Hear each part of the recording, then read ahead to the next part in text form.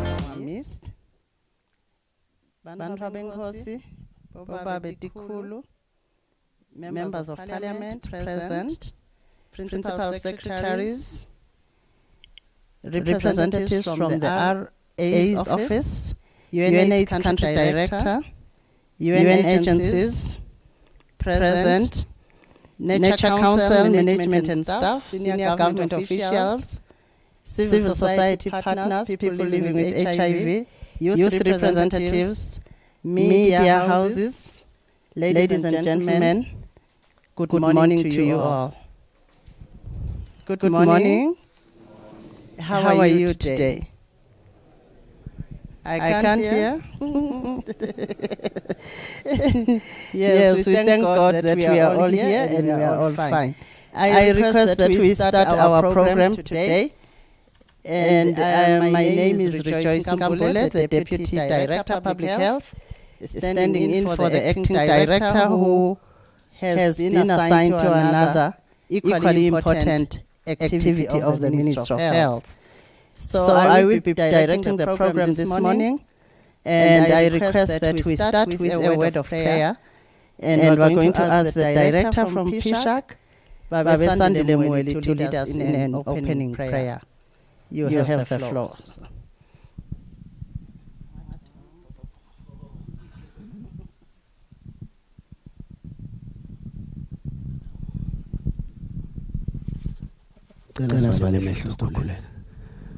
Baba yethu Nkosi yethu Jesu Kristu namhlanje lethu siyabonga lolusuku losiphelona sibonga lolusuku singahleleli ke wena ubone kuhle ukuthi singaba khona kulo siyakhuleka mayelana namanje sisaqhubeka neprogram yonke lekhona namhlanje sicela ngosihlala nawe wena nathi sibiyele ngosuku konke kuhambe ngehlelo olufanele sicela konke lokho ngoba sethemba ligama lakho kayiselele ndodzana ngalo ingcwele manje kube phakathe amen. Thank you very much. May I take this moment to request you to just clap for yourself for waking up and coming on time so that we can go through our program. We are in that time of the year once again where every one of us need to remind ourselves on your personal role in the fight against HIV and AIDS. Are you still doing something? I'm looking for the yeses or the no's or the blushing or the looking down because somebody is not doing. Are you doing something on AIDS? What is it? At a personal level, not the work. Not what you are paid to do. Are you still doing something on HIV? I will prepare the questionnaire as we continue today to check on the real action. Yes. So before we continue, I'm going to request the representative from the office of the RA to come and just welcome us in the region. We don't usually come to the region and are not just greeted by that office. So I will request that he comes forward to just greet us in the whole region.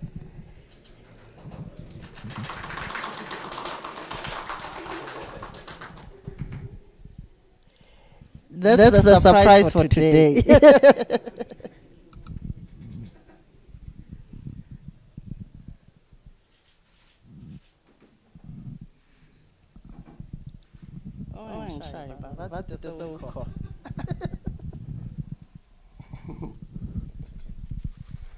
Siyabonga program director. Ngicela ukungiselela nonke amalangeni eGabateno. Libitula lami usibusiso ngakadlamini ngibhala nosifuza sakaho. Njengoba basho lohola lihlelo vele basathatha ngesurprise. Bengibuka nale ngifike kusenesikhathi ngibona le program. Ngakhanza vele ukuthi kasikho. Ngahlala ngarelaxa kwaba bethu nje uncane lokubangako. Ngepha yona nakusibanginikele lithuba ngiyathanza ukuthatha lesithuba nemukele nonke ngeGabateno sifundisa kawo honorable minister nelitiko lakhe lonke onke ama representative from different organizations lesinawo la UNAIDS nabo bonke labaphathekako ekulweni nalenza balinayo ye-HIV and AIDS. Siyati silivilo lokuthi sibuyaphi bese sikhuluma ngo-95 that-ke it's surprising ukuthi khona lo 95 ngivanga ngathi sowuhafukile asathi ukuthi ibe seyilahlekaphi ke nje siyethemba ukuthi sitawuphinde sibuyele umjeka welive sophakamise sumi ube sedulo. Ngalowo magama lamafisha ngithanda kunemukela nonke esifundeni sakaHoho egameni lemfana enkosi lobuke sifunza. Ngiyabonga.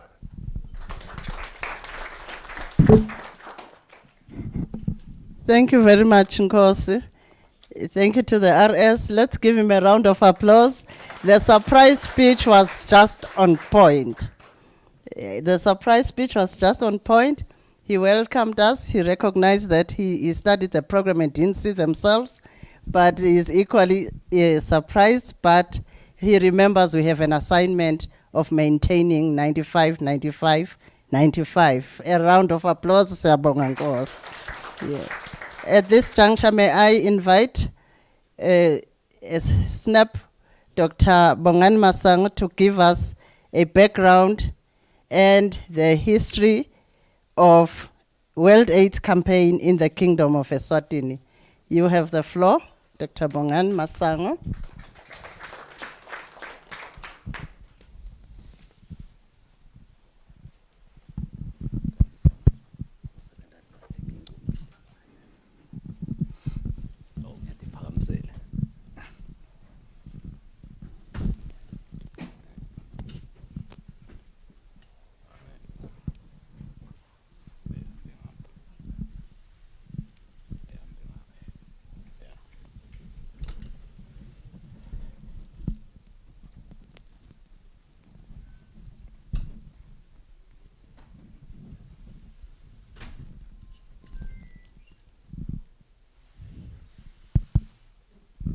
Oh, okay. Sesatayela kubonga phose ngasi thank you for the delay. Program Director, Honorable Minister, Banva Bengos, please allow me to say all protocols observed. Ubabali the Program Director, I cannot go that far. Leka Madam Bongan, or rather my name is Bongan Masang. I'll be presenting to you a history of where we're coming from with the what work, and then where we're going, what are the objectives, and then what will be happening in terms of the work going forward from today onwards, what will be happening, what is expected of us. I hope we can see here. So we all know this is an event that takes place on the 1st of December of every year, and as it takes place, it is an opportunity to raise awareness and to advocate on issues around HIV epidemic in different communities in the world, right? So as we raise awareness, it provides a platform for people worldwide to unite in response to HIV and AIDS and show their support for people living with HIV, and opportunity to commemorate past heroes, because we know where we're coming from in terms of HIV. There are people who didn't make it in terms of HIV, and there are people who are here now who have played a major role in terms of where we are. So we are trying to look back at time and try and say thank you to those people. So what happened is it began in 1988 as a World AIDS Day, and then it changed to become World AIDS Day campaign. So in Eswatini, it used to be in the corridor of Manzini and Ohoho, and then with decentralization, and then we started going to the regions. So every year we have a theme which guide the countries to focus where we were focusing. So the theme is just a way of telling us to say, this is where we need to be. This is what we need to focus on going forward. So what have we achieved in terms of commemorating work, we have achieved. One, we have reached all people with HIV messages and services. We've tried. We may not say we have reached all people, but we are almost there. Everyone knows about HIV. We've reached people with messages and services too. So services are everywhere, but we are not yet there. We are still pushing, but we are almost there. So it also has contributed to the increase in awareness and addressing emerging pandemics such as COVID-19 and other commodities. Take TB, for example. With HIV, we have been able to raise awareness in terms of TB. We have raised awareness in terms of COVID-19. In the past 2 years, we've had COVID-19, and with this commemoration, we have tried to raise awareness with this one. So that's another achievement. It has also enabled all Emaswati to understand their role in HIV response. If you go to communities today, everybody knows what you are supposed to do. You know your role. You know what is expected of you in terms of HIV. You may not do it, but you know what you are supposed to do. So it's through this one. It also provides a platform for all parties, that is government, bilateral partners, public and private sector, civil society, etc. Everyone knows what you need to do. You pledge to demonstrate their commitment in the response. We have civil society here. They know what's their role. They have pledged in the past. We have bilateral partners. They have pledged in the past. We have government. We've seen government's commitment. It is through this commemoration that we have seen such pledges. So this year's theme then, ladies and gentlemen, what is it? It's equalize. What does it mean to equalize? We are looking at the inequalities which perpetuate the AIDS pandemic. We are saying those are not inevitable. We can tackle them. There are a lot of inequalities. There are stigma and discrimination everywhere.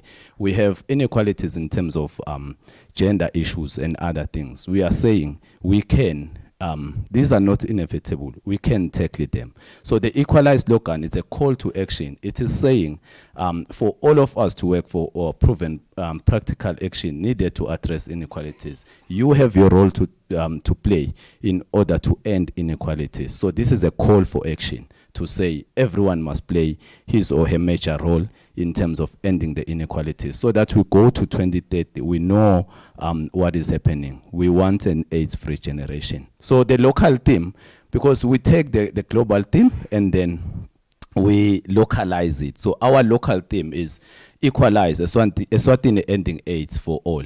That is, we are saying, ngekulingana sinqoba i-AIDS kuwo wonke umuntu. So this is our localized theme, taking from the bigger picture, which is the Equalize.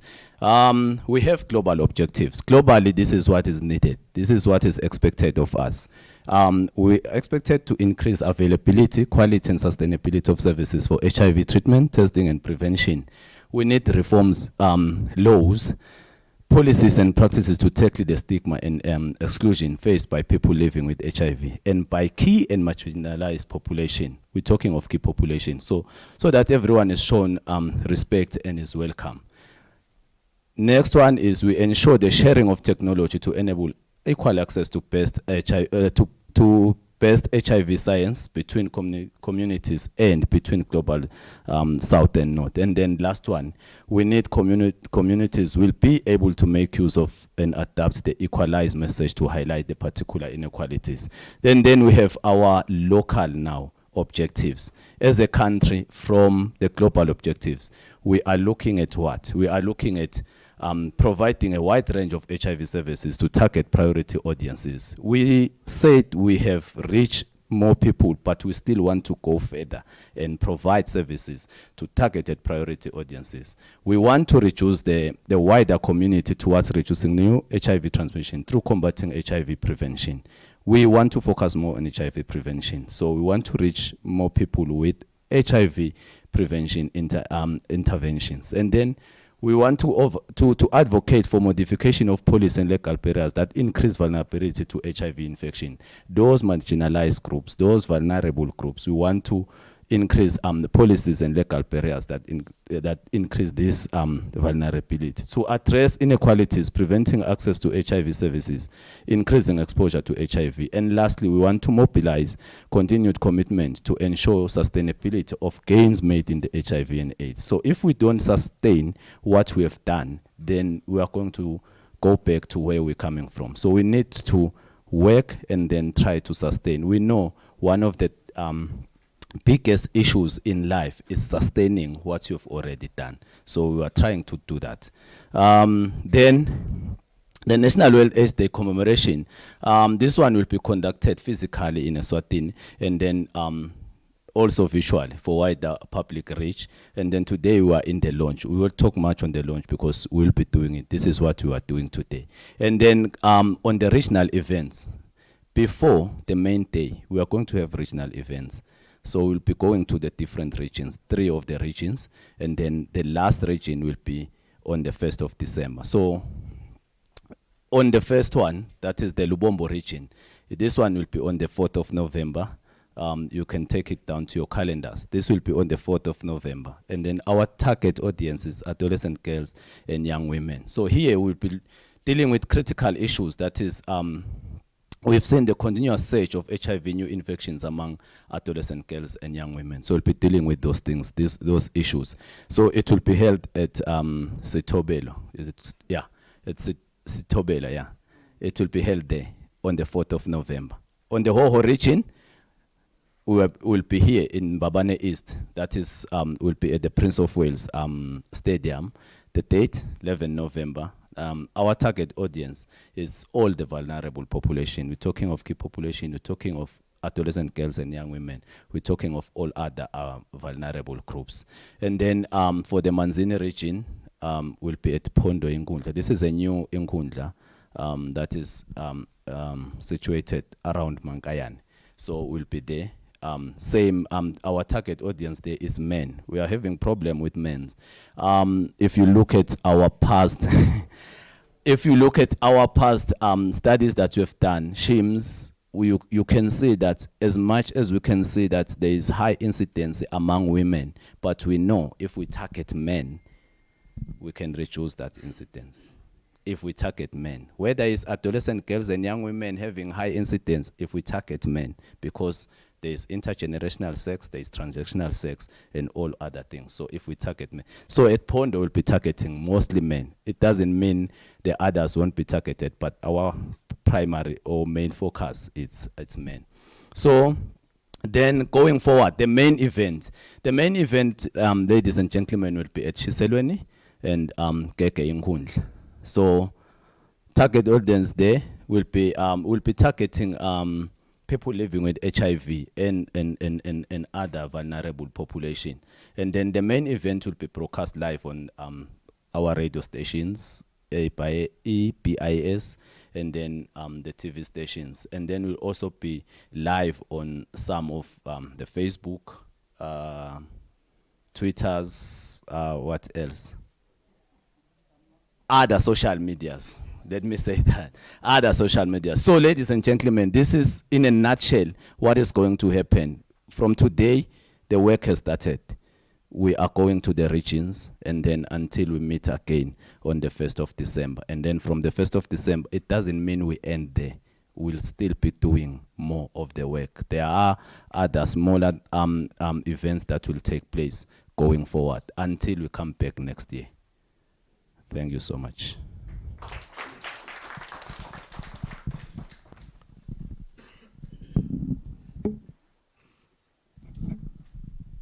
Thank you very much, Dr. Masango, for that briefing on the World AIDS campaign and the World AIDS Day, giving that global picture as well as what we are focusing on in the Kingdom of Eswatini. So he did highlight that the theme this year is really a call to action. As I was asking the audience, what are you doing at an individual level, at a personal level? And now you are challenged to equalize even at that personal level. And even at work, where you are in your sphere of influence, the theme this year ithi nje kulinganisa kwenda ukuthi sinqobe i-HIV kuwo wonke umuntu. So let us take it into account. In case you didn't hold those dates in your memory, they are here in the program. At the back of the program, the dates and the venues for the different regional commemorations so that they fit into your diary. Thank you very much.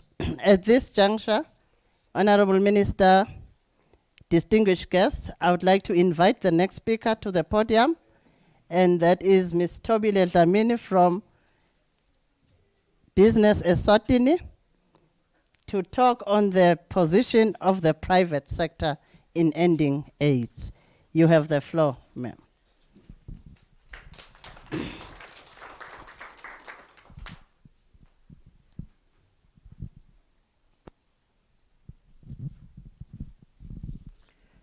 Thank you, Program Director, Honorable Minister, the UNAIDS Country Director, senior government officials from all ministries, the National Director, Nature, representatives of the different partners, Sanbonani Xen. I request not to prolong my greetings in case I miss out some important people, but at least I think I have done justice by recognizing the minister. Then everyone else.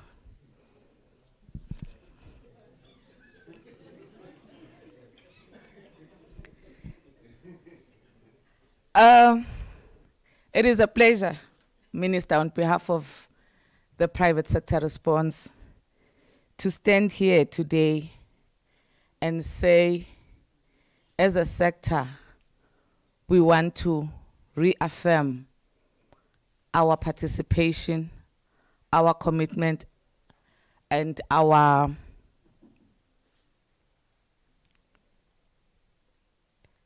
and I think I want to say, we just want to make, on behalf of the sector, a statement of intent. When this campaign was launched, again, the past theme, which ended yesterday as we launched the new one, we were talking about singoba i-AIDS naletinye tifo angithi. And I think as a sector, we took that responsibility quite seriously. And we went out to look for partnerships that are going to assist us to move this agenda further. Because we realized that as business, or as EBH, Eswatini Business Health and Wellness, which is tasked by the business sector to coordinate its HIV and wellness programs. If we just concentrate on the work on coordination alone for our sector, we will not get very far. So we set out to mobilize partnerships beyond the sector.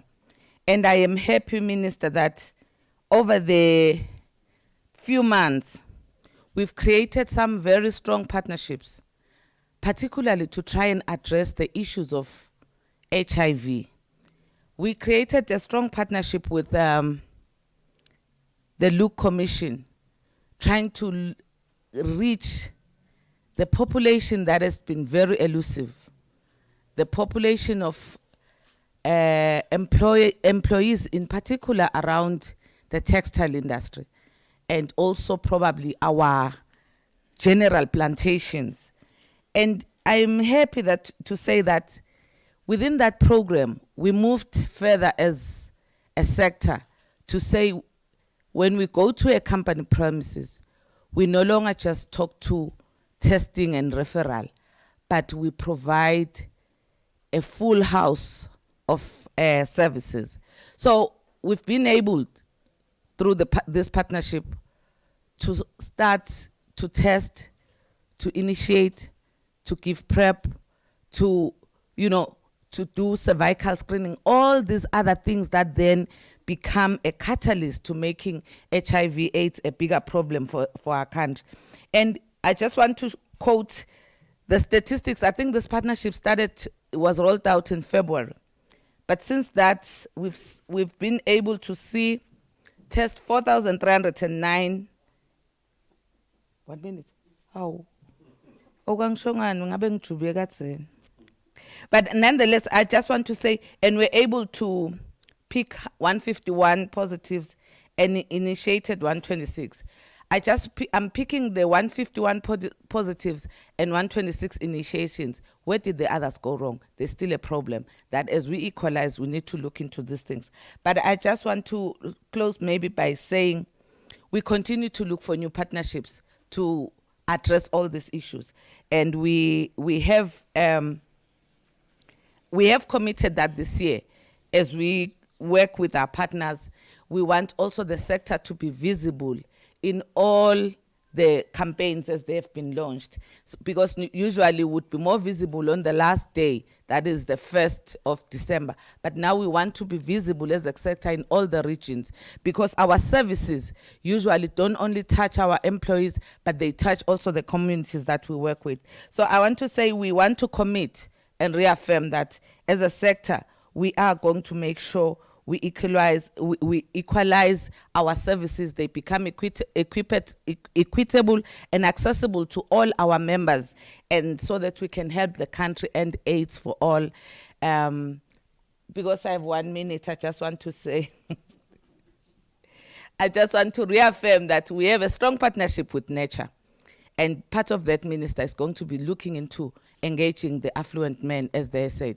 And my board chairman, CEO Standard Bank, is here to also echo these words, even if he will not speak, that yes, what we promise here, he will make sure happens. Thank you very much. Thank you very much, Business Eswatini. I was looking at the face of the chair. And the smile just assured us that, yes, they are committed to doing what they have just pledged. At this time, may I invite the entertainment? Yes, a round of applause as he comes forward. Thank you.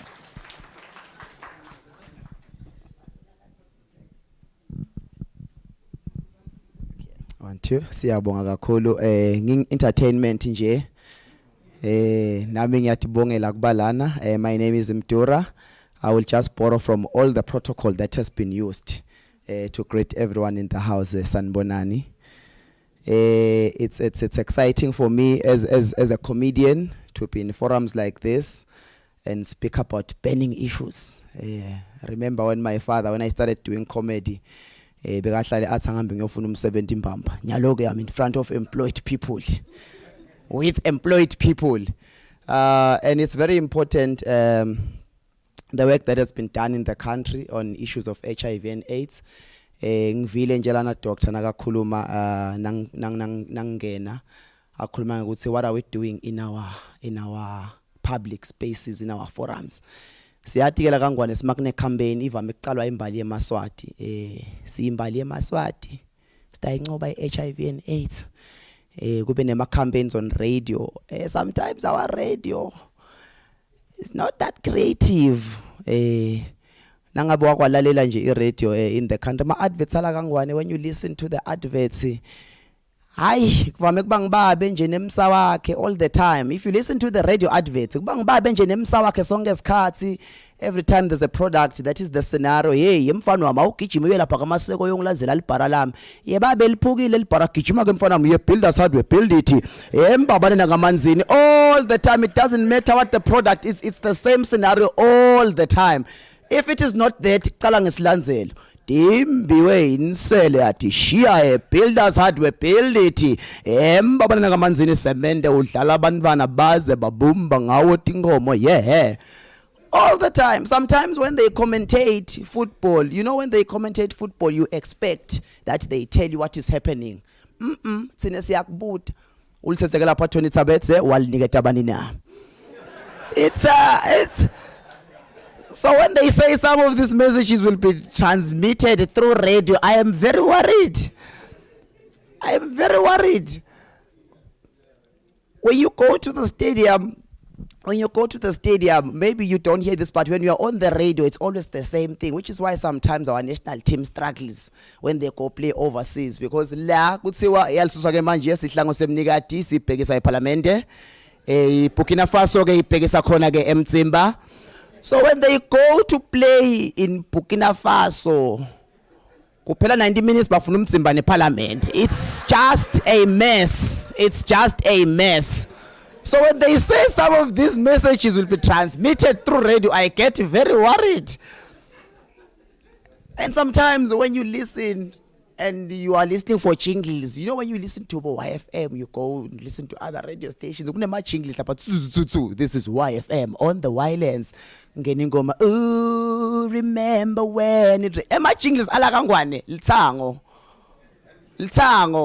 Uthulalela une stress unyuka malakwane uthu ngeke ngisale masa kuthi chika ubuyele emuva. I listen to radio a lot. So when you say the messages will be transmitted through radio, I am a bit worried, because sometimes there used to be this one legendary radio host. Bekangenandzaba ke kuthi introducer one artist, two artists, female artist, male artist. Everyone got the same standard intro. Ngidawusuka ke manje lapha ngilenze kubafana basekhaya. Ngasubalanza personally, literally ngathi kuyayena lekhaya balanze tenable la. Ngidawusuka manje ngilanze kubafana basekhaya, kubafana lapha ke be Boys to Men ngibalanza lapha eshiselweni, bathi ke bafana till the end of the road. Ngithemba niyasebenza ka work semigwaqweni. He always found something relevant. And then there's that part where when they commentate the football on the radio, you would swear that the commentator can hear everything that the players and the referees are saying on the field. You would swear that he can hear everything. Ngambamba, this one time I went to the stadium, I was sitting right next to him. We were hearing the same thing or not, but you can't hear anything. But when he commentates, he paints such a beautiful picture, you would swear we are behavior. So ake manje lapha Tony Tabetse uliniketa yukimasina ungena nabo ecentreline uyamkila ke lapha umsholozi uyababita Rafela uthi ye msholozi nawe Tony Tabetse buyani kimi why nidlalisane kabi bafana bami uthi umsholozi angase ngadlala kabi Rafela lo mvungu beke linyawo wafike walinyathela wawela ngale uthi Rafela hey ungakhulumi nami kanjena ye msholozi uthi Tony Tabetse vele Rafela mnikele khathi uthi Rafela uthule uyaphapha ngikhuluma namsholozi ngikhulumi nawe uthi ke msholozi nike naye Rafela ngoba ukhulumela futhi uthi ngidanika nobabili bambalana uthi msholozi angenelani uthi Rafela sala ubamba lelibovu njengekeeper ataka nature. You would absolutely swear that they hear everything. So when they say the messages will be transmitted through radio and the communities will get exactly that, I get a little bit worried. Because also when you listen to, you know, some of the music that plays on our radio, because I listen to radio a lot, like I said, when you listen to our local gospel music, sometimes some of the local artists, they used to have HIV and AIDS messages, and they used to, you know, talk about the stigma. I've been there myself. I used to work for an organization called True Eswatini, so I was promoting the use of ARVs, and you must know that when you promote a product and then people, it's like you are using the product, which is okay because now the stigma is not there anymore. So I was really okay with that. I'm reminded of my father who is a diabetic. Uhlale athi mfana wami mina bengisebenza eRSSC ngabuya nashukela, which I find very fine because wasebona kushukela wasuba nashukela, which is two non-related ideas, but when you put them together.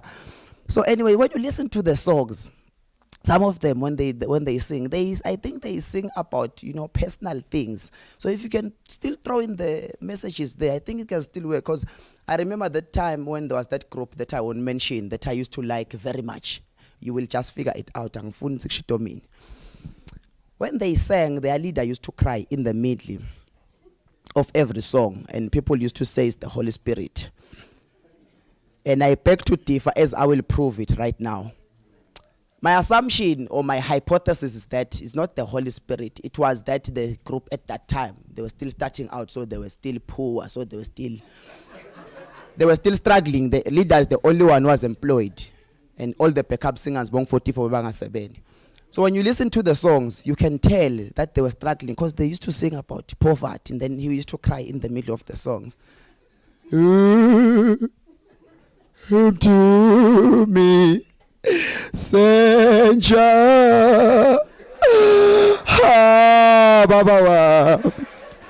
What was he singing about? Poverty.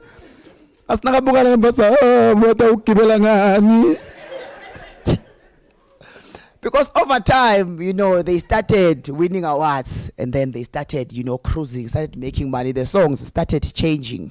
Did not sing about poverty, and it didn't even cry in the songs. Dani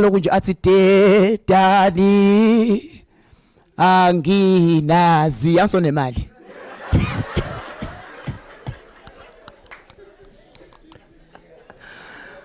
You find a way to insert a message there, amor. Find a way somehow. Like Polocha's song, now the same thing when he started. He used to cry a lot, and people said, no, he's very passionate. No, it was not passion. I was struggling. And what's I say, Yakala. And what's I want to go so might have so much. And then he moved, started singing better songs. I don't know how you can insert a message there, Ang begelapa, ang suselapa, ang begelena. At nagati from zero, begashimali, uyabona. Nineke nagati from zero, ndasikeni ne incidence rate. Say it's 0 nyalo. To hero, say Equalize manje. I know you get the point. My name is Mtura. Thank you so much for having me.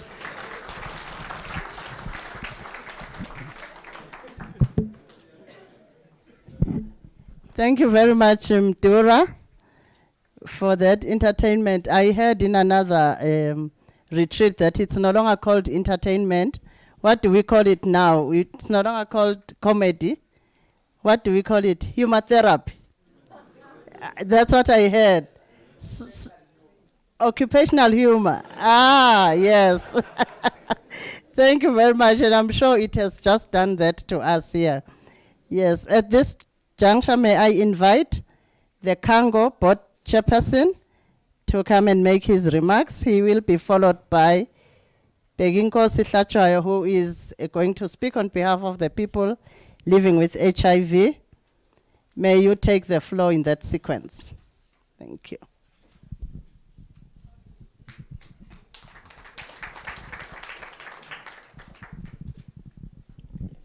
Thank you, Program Director, Honorable Minister of Health, UNAIDS Country Rep, Babe Mambuza, Nature Director, government senior officials, ladies and gentlemen, a very good morning. Thank you for this opportunity. I'm standing here wearing a hat for all the civil society organizations that are implementing HIV and AIDS related programs. Sometimes we get these nice written statements, and like this gentleman has said, but I think the bottom line is, as a country, we are faced with a serious problem of young people, unemployment, young people with high incidence of pregnancy. And I know recently I had a visitor all the way from UK. He challenged me and said, do you guys really reach out to the unreachable, or you are just confining yourself between Babane and Mazin corridor? All I could say is we're trying. Because yes, we try every day. Nonetheless, Honorable Minister, I have some few remarks that I will make. And we are privileged and excited to be part of this occasion which we think is very important. I know sometimes we are challenged that we do these things behind the doors, but the truth is we certainly cannot be all over the country at the same time. We are indeed intrigued and excited by the theme, Equalize. I was asking myself as I was climbing Malako on the hill and saying, Keche, when we say equalize, really, what does it entail? This gentleman was challenging us, and I can see that he was making reference to some very practical issues. So I think we are challenged as a nation, as partners, as government, that when you say we'll equalize, what do you really mean? And I know we are all committed, we are fighting to end HIV and AIDS, but sometimes the reality on the ground goes against this vein because of many other reasons.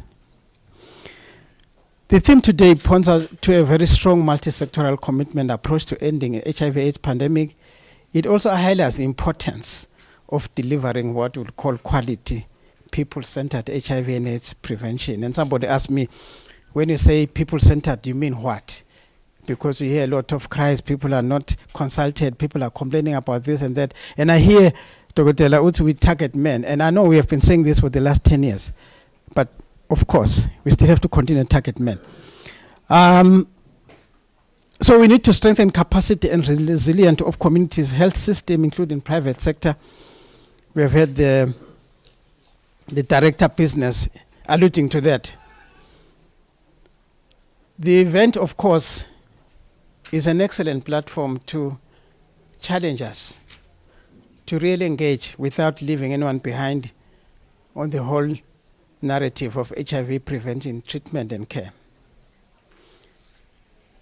Of course, we have seen much needed relevant aggression towards HIV prevention among young people and adolescents.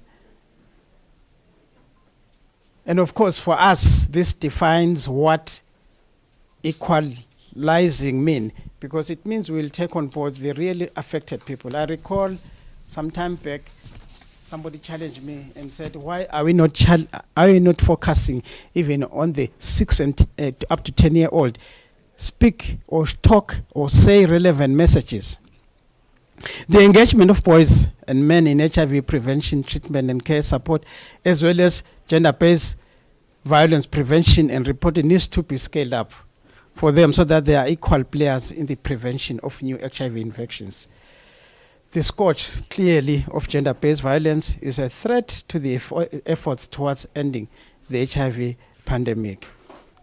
I listened to a presenter just 2 days ago from the National Curriculum Center who said they've done a study, a longitudinal study, and we still have women clearly saying they think it's okay for men to beat women. It's shocking, 2021. As civil society, Honorable Minister, we come a long way in advocating for the rights of people. And again, today, we call upon stakeholders to continue the fight against stigma and discrimination for people living with HIV and AIDS.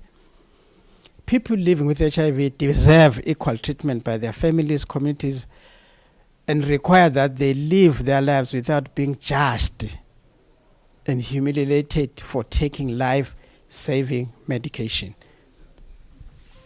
I know we have, Nature and all other partners have done a lot around stigma and discrimination, but we clearly, at this point in time, we still have that. And I think it has to be a lesson to all of us that how best can we then address these issues? Because so long as we have stigma, people are not, the men we are talking to, the boys we are referring to, if there's still an element of stigma, they would not show up to the clinics. We therefore need to ensure that all the services that are provided are community-driven, community-owned, and we ensure that, my visitor said, you guys, we have to ensure that every kiosk, not just Mbabanemas in corridor, out there in the community must be manned by young people. The services, the products must be manned by young people so that the young people can access those services. Utsi ke lo mnyelong mage ungumgqugqutele utsi nalo mnyungnesi utsi I still feel as an old woman, I'm supposed to give this commodity to young people. But each time I see young people approaching me and talking about SRH services, SRH commodities, that's the problem we have. So we still have those difficult mindset, attitude, and clearly those speak to our effort to ensure that we overcome those, because so long as we have those barriers, we're not going to equalize. We're not going to ensure that young people have that access. This day, the debate is around sexual orientation, key populations, and if you get to their forum, you can hear the issues. And unfortunately, we as service providers, our mindset are sometimes locked up to attitude, stereotypes, and therefore, we don't even realize that those are making barriers for young people to access the services. As a civil society, we recognize that there's only a few years towards the global target of ending AIDS in 2030, and we strongly call upon government, partners, civil society, communities, to ensure that we align ourselves, including our laws, to end this violation, especially towards key population. They have a right to seek health services and live their lives freely, not being violated because of other attitudinal issues they face day in and day out. We therefore call upon all stakeholders, partners, especially young people themselves, to ensure that we tailor-made our services and packages, as I indicated earlier on, so that they are within a context and accessible to young people. Among the many advocacy events we focus on is ensuring that we keep attention to fighting the pandemic. And therefore, I commend government and partners, and also commend Nature for all the efforts they've done over the years. We remain committed, and we're excited that as we speak, we are PR2, we want to make a contribution. And that contribution we are making within a context of where all the stakeholders are on board, communities are on board, families are on board. And if we can reach a consensus and fight the stigma and attitude, we think we can end the scourge. In conclusion, Honorable Minister and Program Director, we acknowledge that the country has made significant progress in fighting HIV and AIDS to date and ending AIDS by 2030. And as civil society and as Kango, we will continue to support this initiative, support government, support communities, so that we can be counted as a force that has contributed to ending HIV and AIDS by 2030. I thank you.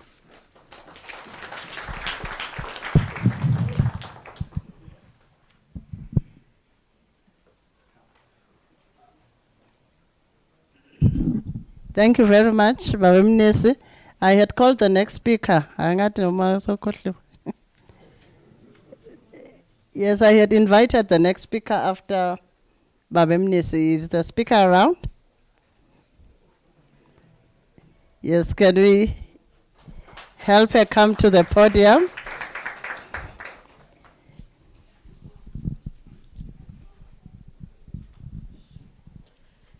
All protocol observed. What an awkward moment. Unfortunately, I haven't prepared a speech because I thought the chairperson would be here, but I have to step in. My name is Precious Shongwe. I'm a woman living with HIV and also a cervical cancer survivor. Firstly, I would love to appreciate the government through the Ministry of Health and other partners, PEPFAR, USAID, Kango Nature, for ensuring that as people living with HIV, we are moving to greater treatments, especially looking at the introduction of the DTG. We know very well as people living with HIV that we are coming from a state where treatment was being sold, and at the particular moment we can easily access treatment, especially looking at the different initiatives that have been available on the ground, especially appreciating the community distribution that was done during the COVID-19, where we didn't have to travel to the clinics for a longer period to get our treatment. And we appreciate the government that there has not been a day where we have not taken our medication. That is a huge milestone for us. As people living with HIV, we have noted that there's a lot of initiatives that have been done ever since the pandemic, and we have seen the country growing, and as we speak that we've been one of the countries that have reached to the 95, though the RA did mention that there's a slight challenge with the other 95, but as much as it is a very small number, but as people living with HIV, we commit ourselves that we are going to work with the government and all the partners to ensure that we no longer just reach 95, but we reach 100. I think you're going to clap for this one. As people living with HIV, I think we can remember that we have been singing the issue of ensuring that we become an HIV generation. And in this room, we would want to remind each and every one of us that we need to go back and show that we really become an HIV-free generation, especially looking back at the numbers that shows that when you look at young people, there's still issues of viral load suppression, there's issues of adherence, there's issues of adolescent boys and young men who are still not coming to the facilities on time, and we are now also experiencing adult PLHIV who are defaulting treatment. Oh, now we are treatment interrupters, we are no longer defaulters. So there's still a lot that we have to do, especially to maintain the achievements that we have reached to as a country, and working together as a team, not in silos. Because if we look back, we can tell that all these achievements that we have done, it is because we have all been holding each other's hands.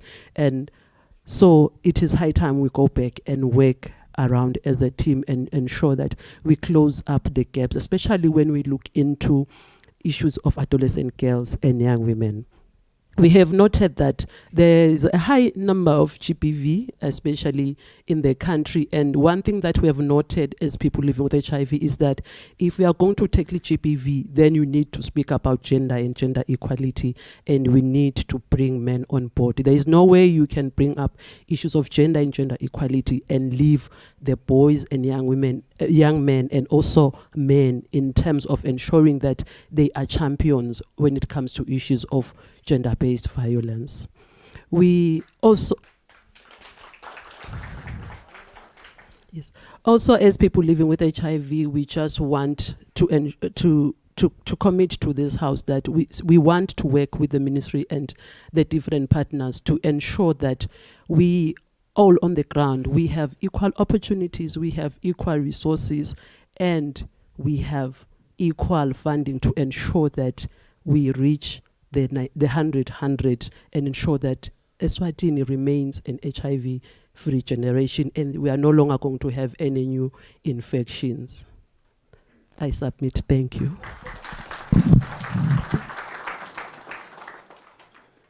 Thank you very much, Precious, especially that the speech came from the mind. She's just talking from the heart, actually. And one thing that I know is that if a person speaks from the heart and says such things, you can tell, even if they wake you up, that they live and breathe the work that they're talking about. Can we give her another round of applause? And in honor of that, may I request that we have given you ribbons in the folders in honor of the great speech from Precious that just came off the cuff. Can we put on our ribbons? The red ribbons, I can see some shirts are clean. I'll be doing that when I get back. I thought the red suffices, but I'm told I need to put on the ribbon. So if we do that, that will, in honor of the great speech from a person who's in the field and talking a surprise speech. So at this juncture, may I invite the two speakers. Again, I'll request that they follow each other. The youth representative, Majaham Buisa, followed by the K-Pops rep, Ms. Nontobego Dlamini. If they could follow each other like that. Are they around? Okay.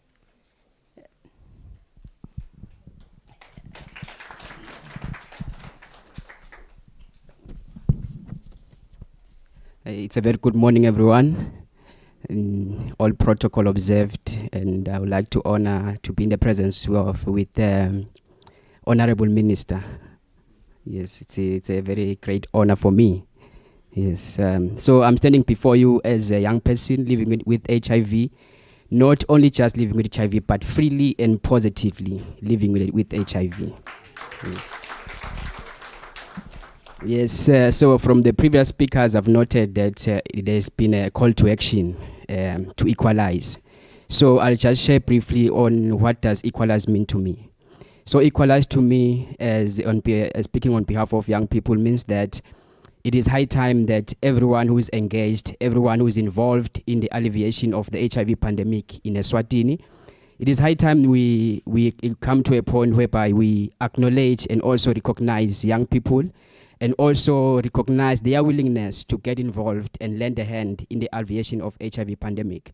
So for me, it is now again high time to now look young people in a different perspective, and now have a chance to look young people as leaders, not only just young people, but look as young people as leaders, and young people as advocates, young people also as researchers, because we know as we are living positively, we are all about change and doing the most for the community.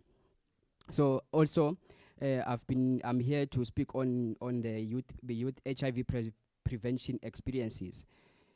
First of all, I'd like to appreciate and acknowledge the work that the Minister of Health is doing in collaboration with the partners, stakeholders, and also the donors that are doing the most in the alleviation of the HIV pandemic. So I really like to appreciate the work in terms of the supply of the medications that we get as young people living with HIV. I'm standing before you suppressed because of the medication we get from. Yes. It is all because of the efforts done by the Minister of Health in collaboration with the stakeholders. So I would like to acknowledge that, because as young people with the medication, we are able to live long, and also beside living long, we also have a chance to also pursue our dreams and also do the most that we can while we are here, because we are still going to be here for the longest time with the support of the Minister of Health through the medications that we have.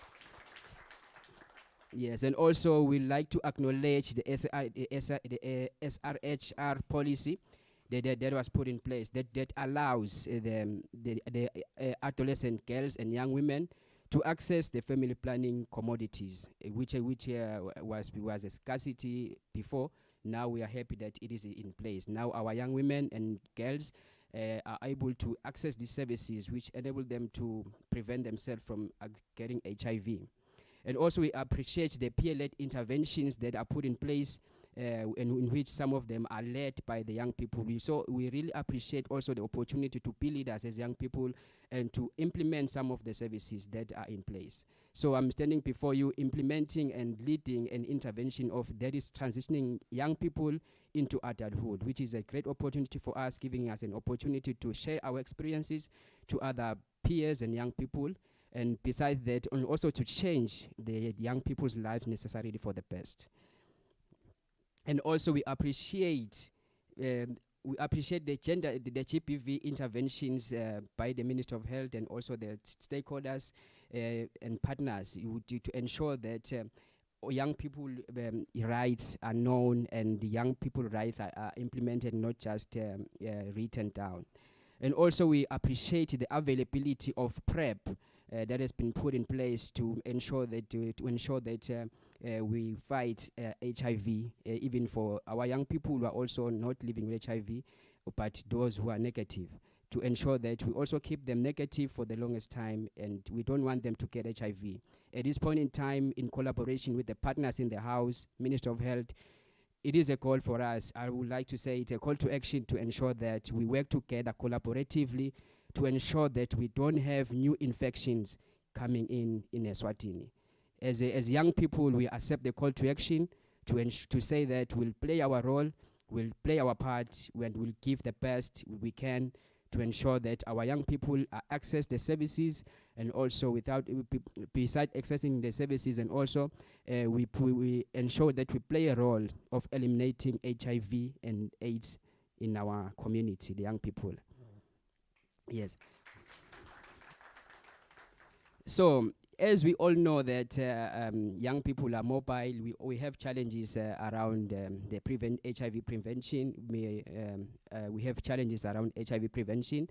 We still have a role to play, everyone in the House. It's a call to action to everyone to say that we still have another 5% to achieve, as my previous speaker mentioned, that we want to achieve 100%.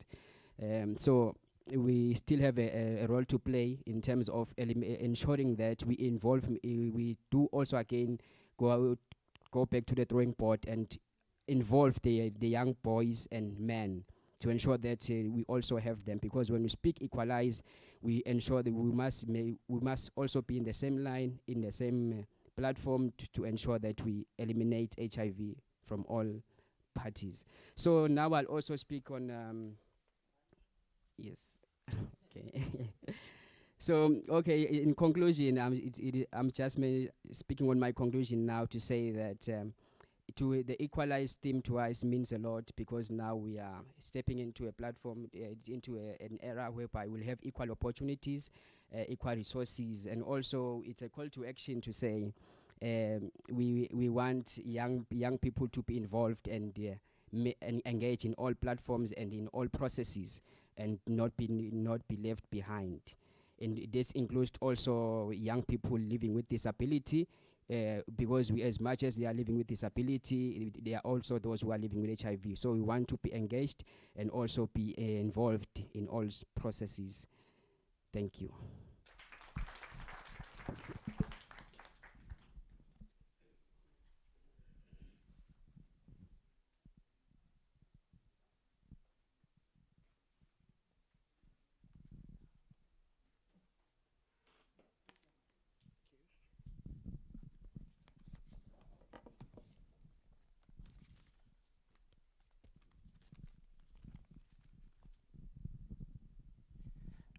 Good morning, ladies and gentlemen. The Minister of Health, Magalizi, distinguished guests, I greet you all. I'm David Masego from House of Our Pride, a population-focused institution, and I'm also a KPA ambassador. I'm here to represent key population within the space. This year, Global World AIDS Day is to address global solidarity, shared responsibilities, as we join the list changes identified at global level. Eswatini theme for 2022 World AIDS Day is to equalize. As key population program, we call to recognize individual needs as part of human family, regardless of gender, ethics, economics, political, and sexual behaviors. Equalizing service provision requires structured approach that will influence policy making and in different fundamental areas. Leaders from different sectors beyond health have a major role to play in influencing decision making, designing policies that will be inclusive of the needs of all key population groups. We all need to advocate for a safer, friendly environment for key population in relation to service uptake. In 2021, Minister, the key population sector conducted an IPPSS, which was a study for behavioral change. And amongst this IPPSS that was conducted for HIV prevalence amongst 3 specific KP groups, for MSM, we have 21% HIV prevalence, And for female sex workers, we're still high. We are at 58% HIV prevalence. And for transgender populations, we're at 41.2%, which marks high number of HIV new infection that we still identify amongst this group.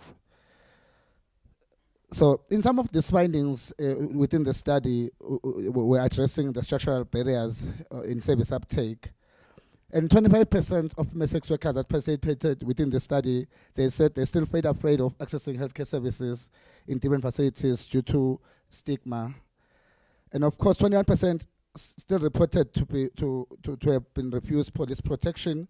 32% are still reported to have been raped among sex workers. And 37% reported to be physically harassed by general public. And 31% of men that are having sex with men are still feeling afraid of accessing services within our healthcare setup due to stigma.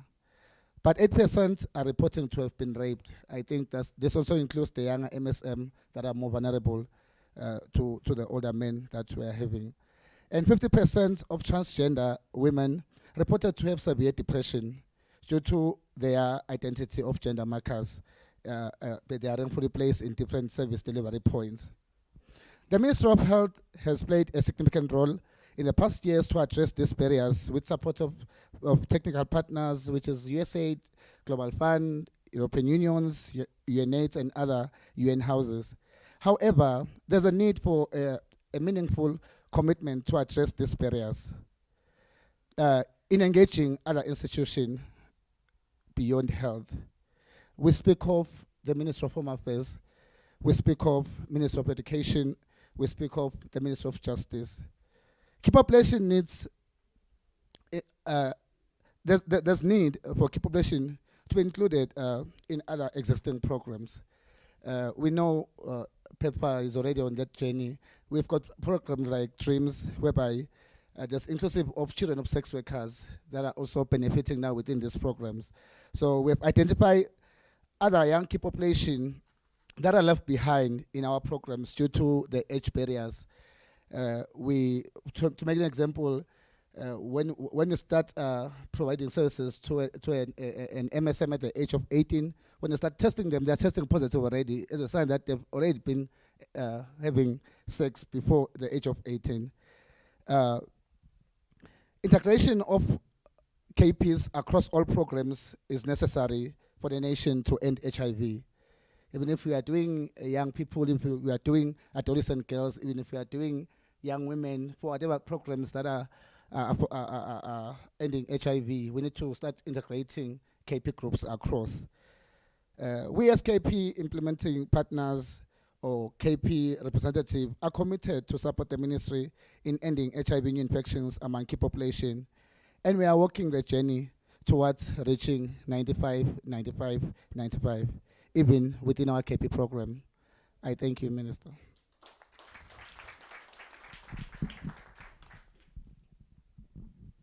Thank you very much, Masego. I'm not sure whether she was standing in for Nontobego. Yes, but thank you very much to the two speakers for really giving an insight to some of the key populations and targets that we still need to look at within our national response. And if we do not take cognizance of that, we are not going to be there together. As our theme says it, that if we equalize, sitongoba HIV and AIDS kuwo wonke muntu. Siyabonga kakhulu. At this juncture, Honorable Minister, I would like to acknowledge and appreciate some of the contributors to the event today and the campaign that's going to follow. But specifically today, we do have these water bottles that we see on our tables from Eswatini Water Services, Baga Eco Water. We like to appreciate that contribution. We have an emergency preparedness company that's providing services outside, 0911, the Med Assist, nabo bafakile esivivaneni lomhla. And then we have Swazi Kanglers, and they will be doing something, but they have donated some Kanglers, which probably they will hand over that official donation. Can we give them a round of applause? and appreciate them for that. Also, Honorable Minister, allow me to just ask one thing among the audience. Can I see your sanitizers?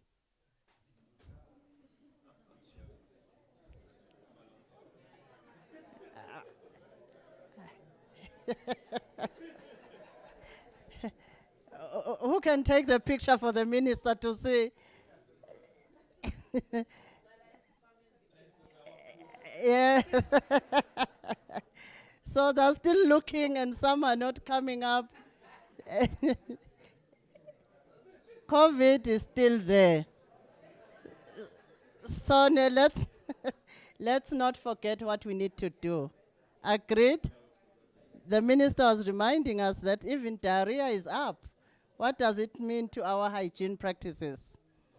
Yes, and that's why I'm going to ask that door to be open as well, because COVID is still here. So if there's noise coming from that door, let's listen above the noise, because we also don't want COVID coming back.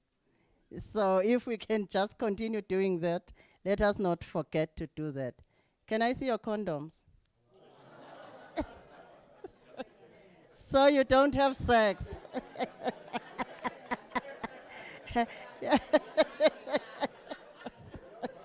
Okay, you don't have to show me. I'm just asking on action for prevention. Dr. Masango emphasized that we need to close the tap. So closing the tap needs to normalize all those things. And I meant the condoms that you distribute when you meet someone who needs one. Thank you very much. At this juncture, may I invite the youth from FLAS to come and give us the item. FLAS youth.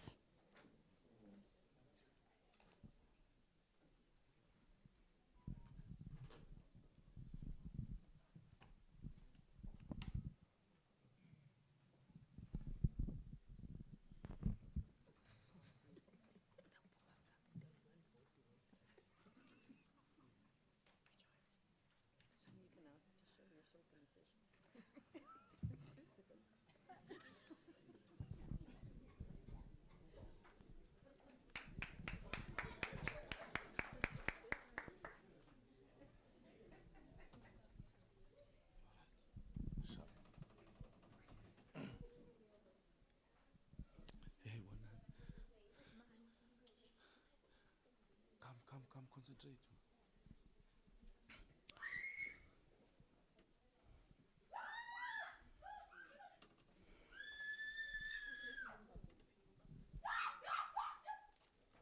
Question, don't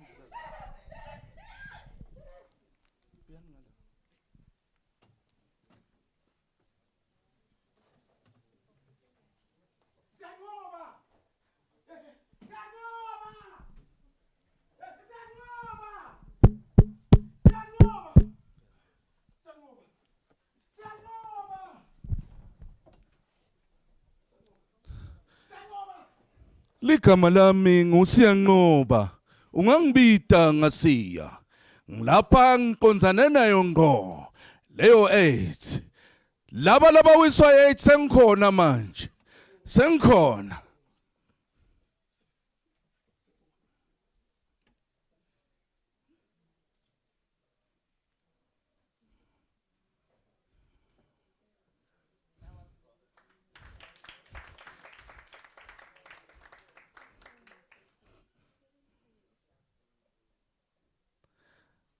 Singakhona ukuthi singabulawa sonke yiyo iAIDS. Uma ngabe singabambisana sichubeke silwe nayo, siconzane nayo ngqo. Nangosiya soyabavusa labalele. Bavuse siya.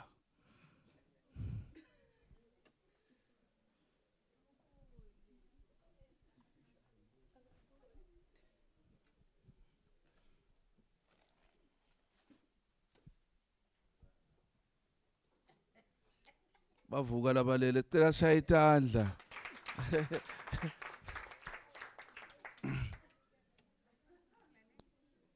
Siyaxolisa amalangeni lamahle.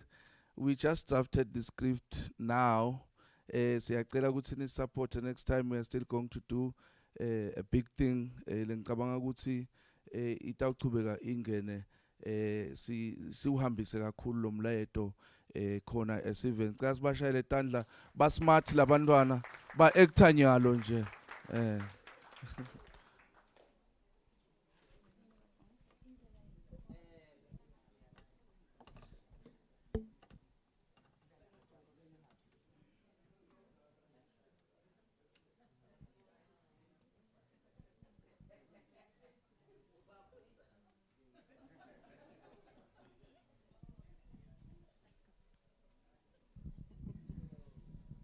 Siyanqoba.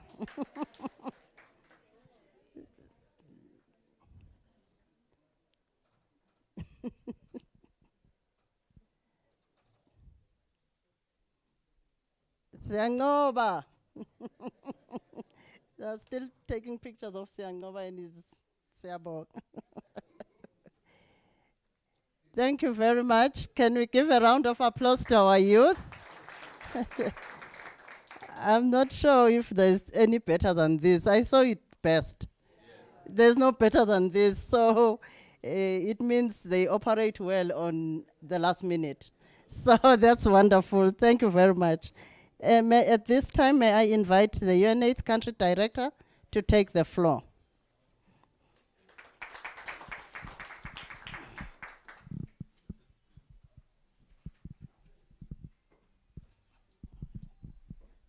Thank you very much. That's a very tough act to follow.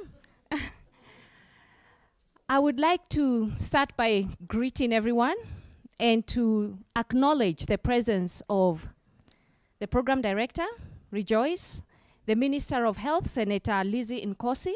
Wonderful to see you again. Members of the Diplomatic Corps, CDC Country Director, good to see you. Good to see you, Kontile, Acting Country Director, UN Family. I'd also want to acknowledge the private sector and the captains of industry. Very good to see you represented here.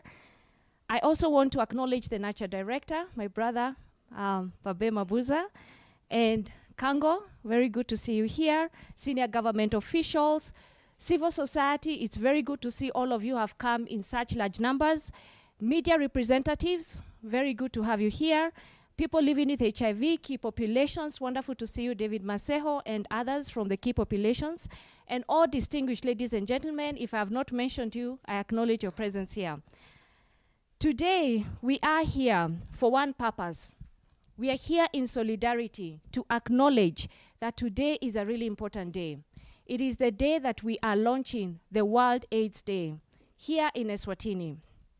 And I'm very happy that I've been asked to speak a bit more about the global theme on this very auspicious occasion. So thank you very much for asking me to do that.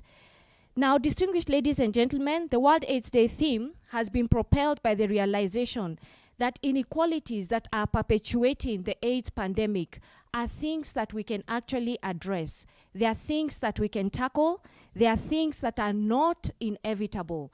That is my main message today. The issues that we are trying to talk about, these are not mountains that we cannot tackle. These are issues that we can tackle, each and every one of us in this room. And our message today as UNAIDS is that we are asking Eswatini to tackle all the inequalities that are holding us back from ending AIDS as a public health threat in this country. Now, we have collected a lot of data as UNAIDS in Eswatini and in many different countries. And our evidence and analysis is very clear that inequalities in gender, power, and financial status is what is driving the HIV pandemic in this country. Now, what do we mean by inequalities? We talk a lot about inequalities, and my speakers before me have talked a little bit and given examples about it, but I really want to break it down for us. What is inequalities in Eswatini? Gender-based violence. Why are we having gender-based violence? Why are women being targeted over and over again? It's because of gender inequality. Why do we have transactional sex? Why do we have our young girls sleeping with older men? Many of you will say it's because of money, right? But why do the young girls not have money? Again, it's gender inequalities. Why do we have intergenerational sex where our young girls and our young men also are sleeping with much older people for the money? Sugar mummies, sugar daddies, blessers. I actually really hate that word blessers because it's a positive word but used in the worst way possible. So why do we have these issues? This is inequalities. Why do we have the teenage pregnancies? Who's making these young girls pregnant? And why are these young girls agreeing to do what they're doing? Again, inequalities. So these are just examples. These are manifestations of inequalities. These are symptoms of the underlying disease.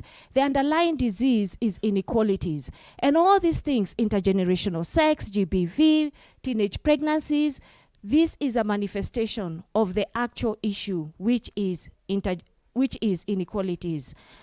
Now, before I go even further, I want to say something to us in Eswatini. We are all gathered here, captains of industry, government, CSOs, UN family. I just want to say this. We can be the country that leads the world in addressing inequalities.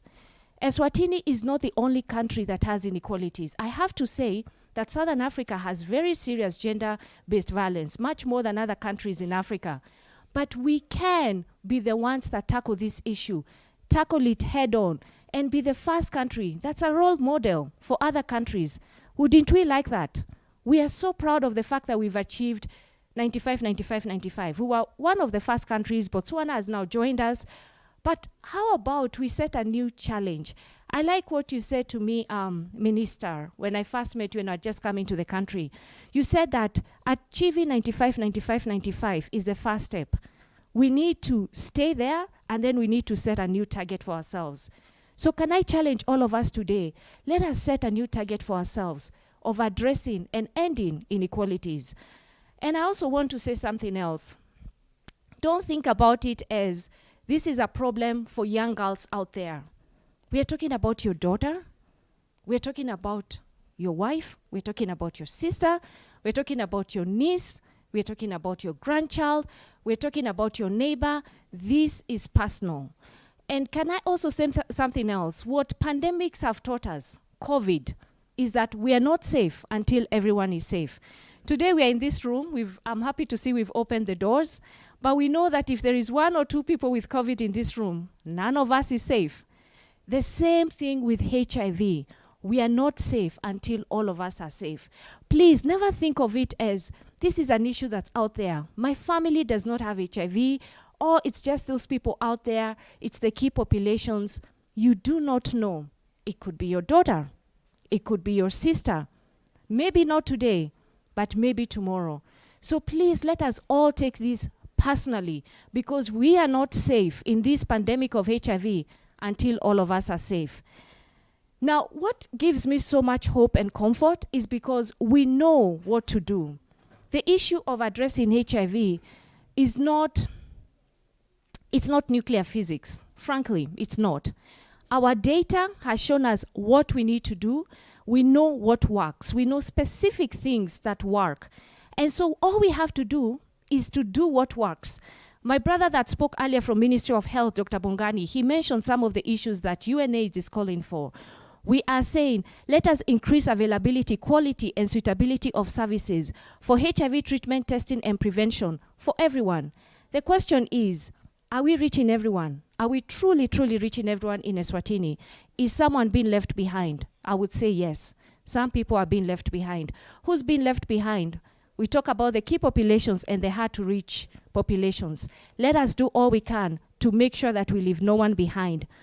We are also calling for, number 2, reform laws, policies, and practices, and seriously tackle stigma and discrimination. Distinguished ladies and gentlemen, stigma kills. Stigma is not a joke.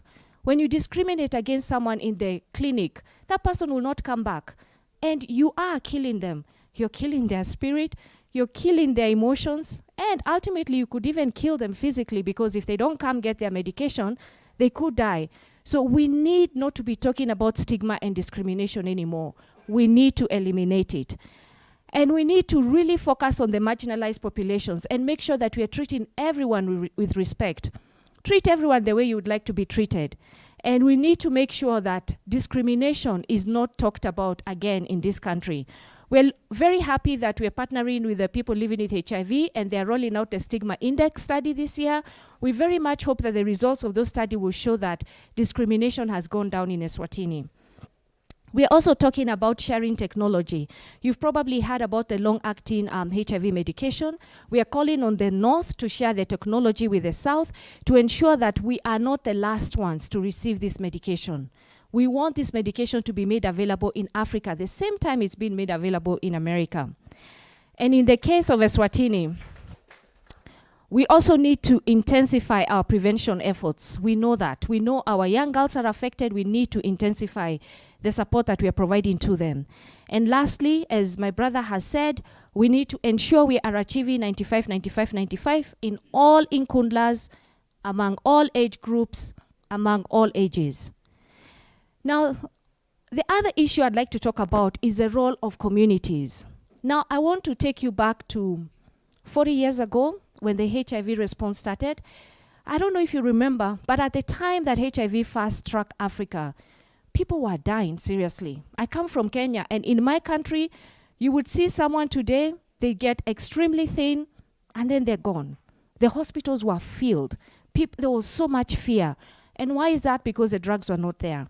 It took so long for these drugs to make it to Africa. And even when they did, if you remember, they were so expensive. Very few people could afford them. It took the communities to advocate and to push for the prices of these drugs to come down. That was one of the biggest victories we had with the HIV response. Why do I raise that? I'm saying that communities have a huge role to play. We are asking that communities look in their community at the inequalities that you're facing and find ways to address those inequalities. We are saying that it's not just the role of the government to look at inequalities in every Inkundla. We are saying that each community, look at the inequalities in your Inkundla. What is causing those inequalities? And call for action for those inequalities to be addressed. Data from UNAIDS on the global HIV response reveals that during the last 2 years of COVID-19 and other global crises like the Ukraine war, progress against the HIV pandemic has gone down and resources are unfortunately shrinking. We've been competing with money, for other responses like COVID and even what has happened with the Ukraine war. And today we are 4 decades into the HIV response, and yet we still have these inequalities that I've talked about. We know that young women in Africa and Eswatini are disproportionately affected by HIV, and yet the coverage for dedicated programs for AGYW is still too limited. We also know that our key populations are facing major legal barriers, including criminalization, discrimination, and stigma. Colleagues, we have only 8 years left. The SDG targets are 2030. We are in 2022. In fact, 2022 is over. So we have only 8 years to achieve all that we have set out to achieve. And in the case of HIV, we need to address inequalities thoroughly. I'm telling you, if we do not address these inequalities, number one, we will not end HIV as a public health threat. But what worries me the most, we are actually going to digress. We will actually move backwards. And none of us want that to happen. So as I conclude, I would like to conclude by sharing what we're going to be doing as UNAIDS. On World AIDS Day, which is going to be commemorated on 1st of December, there will be events taking place across the world, in Eswatini and all over the world. And communities and governments are going to be commemorating World AIDS Day. There will be photos and videos shared that UNAIDS is going to aggregate and make available. And what we are hoping is that people can look at the events that are taking place across the world and be inspired and find strength to continue with this fight, because we are in this fight together. And on behalf of the UN family, I just want to once again pledge our support to the government, civil society, and all stakeholders in the country. We pledge our support to continue fighting with you. We are in this fight together. I believe with all my heart that ending AIDS is not a dream. It is not a dream. It's something that we can achieve in this lifetime. It is not something that will be achieved by my children. It is something that we can achieve in this lifetime. And I also believe that it is a human right. Ending AIDS is a human right. It is a basic human right. We owe it to our children to end AIDS. We owe it to our grandchildren to end AIDS. And again, to remind you that we know what works. All we need to do is to roll our sleeves and do what we need to do, because the challenges are not insurmountable. They can be done. So thank you so much, my colleagues today.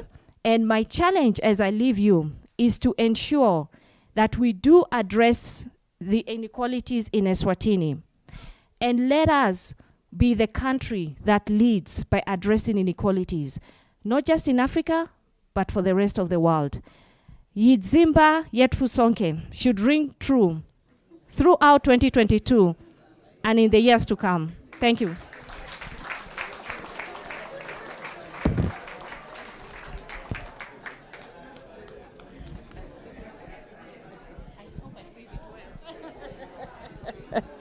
Yes, you said it well.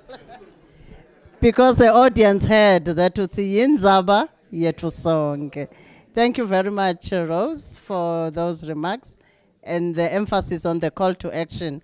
May I invite the Nature Director to take the floor, Mr. Mabuza.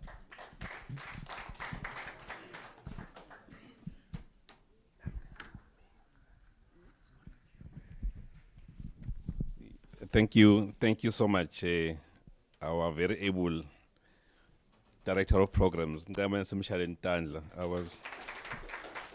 I was equally timing her. I think we are within schedule, so we're doing very well, Mage Siabong. The Right Honorable Minister of Health, Mage Lizinkosi, Director, UNAIDS, Current Director UNAIDS, Mage Rose, members of the legislators in the House, the MPs from both houses, our regional secretaries, the UN team that is here, bilateral partners, unilateral partners, implementing partners, civil society groups, people living with HIV, key populations, the security and uniformed forces that are part of this, the media houses, faith-based organization, ladies and gentlemen, colleagues from Nature, it's a good morning. Sanbonani. I've been asked to present a very difficult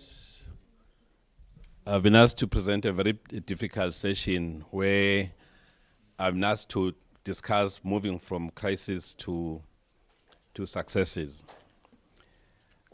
Probably that defines my age. That I was in the crisis, then I see the success in the field of HIV. Honorable Minister, I've decided that maybe to break the monotony, I'll also use the slides just to share the history of HIV in the Kingdom of Eswatini and the current status quo and the future, which I think the presenters before me, they've made it clear that we still have a challenge. But firstly, Honorable Minister, just to say that, is it in the slide mode?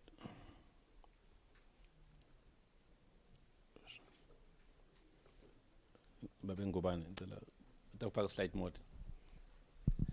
To say that we started the journey of HIV from the crisis mode. And I recall at some point, those who were there, I can see some faces that were there, we had a consultant, I will not mention his last name, but his first name was Daniel. So those who were there will remember his last name. He said in one meeting, he is seeing a situation in Eswatini, and the road down Malagwane Hill was terribly bad. The situation on HIV, like, we're all in a bus at the peak of Malagwane. And then we were driving towards the Manzini direction. And then at the peak of Malagwane, the driver then announces this to say that we have lost control of the bus. We do not have the brakes, and the bus is full of passengers. And that's how I was depicting the situation of HIV in the Kingdom of Swaziland that time. We were all panicking. The situation was bad. As a result, how can I play these slides? Is it me controlling or somebody else? Because it's not moving from my side. Can somebody assist me with the slides, please? And then at that particular time, we had no option. But the options that we had was the APC. I think people remember the APC. It was, you need to abstain, and then you need to be faithful, and then you have to use a condom. That was the APC. And then we then had another alphabet, which was a D, which you must die with dignity. And I was at hospice that time. So we're all looking at that. So, Honorable Minister, the crisis was, if you look at the APC, and it worked. I'm not watering down the approach. It worked. But you abstain until when? And then being faithful is defined by whom? You condomize until when? And I know of colleagues and families who were using condoms, and they stopped using condoms just for one night and they pick HIV. And I know colleagues who are very faithful, and it was so judgmental to say, be faithful. If you're not faithful, you're going to pick HIV. But those were the tools that we had. And then, this is not my first slide. And then the country of Swaziland was in the map. The map was like, we are the worst country in HIV, worst ever country on HIV. I can talk to it now. We're worst country in HIV, and definitely so. The mortality rates were terribly high, uncontrollable. Now the question is turning the tides. Honourable Minister, not to buy your face, but the commitment of the Swazi nation collectively took us to be where we are today, collectively. In my whole professional experience, I've never seen a community that will galvanize itself for a common purpose. And that common purpose was, let's address HIV. Our starting point was to appreciate that we have a problem. We all appreciated from community level, the chiefs were mobilized, civil society mobilized, and had a very key partner that actually started the revolution. I call it a revolution. The key partner were people living with HIV. And then with great honor, those heroes, because for one to come up and stand openly to say, I'm living with HIV, it was so difficult. To yourself, to your family, to your community. And I recall people who actually chased outside their home state because they've said they're HIV positive. Then the second milestone, which we also have to appreciate, Honorable Minister, was the political commitment. The pronouncement by His Majesty to say HIV actually turned the tide. Where we were working, I do not remember any community where the chief was not participating with HIV. Where we were working, we had civil society actually galvanizing themselves, making sure that there is something that they're doing. And I want to thank Timbogotvo, because I'm talking about the past. Timbogotvo Bomag. The role they played in the mitigation of HIV, it's unimaginable what they did. We had what we call the shoulder to cry on, because the number of orphans that we had in the country, basically we could not contain as government. Children dropped out of school. There was no food in school because Begotes only. And then we had a school top-up, and Babem's niece will attest to that. And then in communities, there were no food because there were no parents. But communities took it upon themselves that they will support the children. Which we call them NCPs today. We had Makoko centers. These were community structures to enable community to survive. So those are the crises that we're facing. From the medical field, I think we know. We could see we started and there were people who were pushing us back. And I want to thank the resilience of the office, Laga Health, the resilience of health to ensure that We call, we walk, and we toe the line to say, this is how we're going to manage my ARVs. Kule slide, Minister, which I think I'm better talking about it, you will see when we started introducing EPM-TCT, what happened. The mother-to-child transmission dropped as high as 18 to 6 in less than 2 years. That was the starting of things in Eswatini. 2011, when we started to introduce my ARVs, you'll see what happened in this country. Death rate just dropped drastically. That is when the world started to say, there is a small dot in between what and what. Let's go and see what's happening. And they were amazed with the systems that we have put, both the health systems, the community system, the education systems, and all other sectoral mechanisms that we had. Then we started to see things changing. As we talk today, the Kingdom of Eswatini is still at 95. Let me assure you. Don't panic. We are on the right track. Actually, we are 8 years ahead of many countries. I've just finished my mission, Honorable Minister, with the SADC team, where we are presenting and comparing ourselves as SADC, how we are performing. The Kingdom of Eswatini is one country that has actually reduced new infections. The target is 75, and we're supposed to have by 2022. We have halved new infections. We're at 51%, which we're doing very well. But not well. We have hoped to be at 75. Ahead of us is Zimbabwe. They are sitting at 67%. That actually takes the mantle out of Eswatini, because we're taking the mantle of saying even new infections we are dropping. So, but our incidence has dropped. It has dropped drastically. So these are the things, these are the achievements that we talk, the incidents we're talking about, the new infections, they have dropped. The question is how. There is no magic, which when you look closely to the data that you have, is the U equals U. And of course the other services. It has worked. So we're seeing new infections dropping. The other issue, I think, Honourable Minister and the House, is the number of people living with HIV, the prevalence. The prevalence of Eswatini remains high. If we do the comparison in the region, it is the high prevalence, which is still going up comparatively. It is Eswatini and South Africa.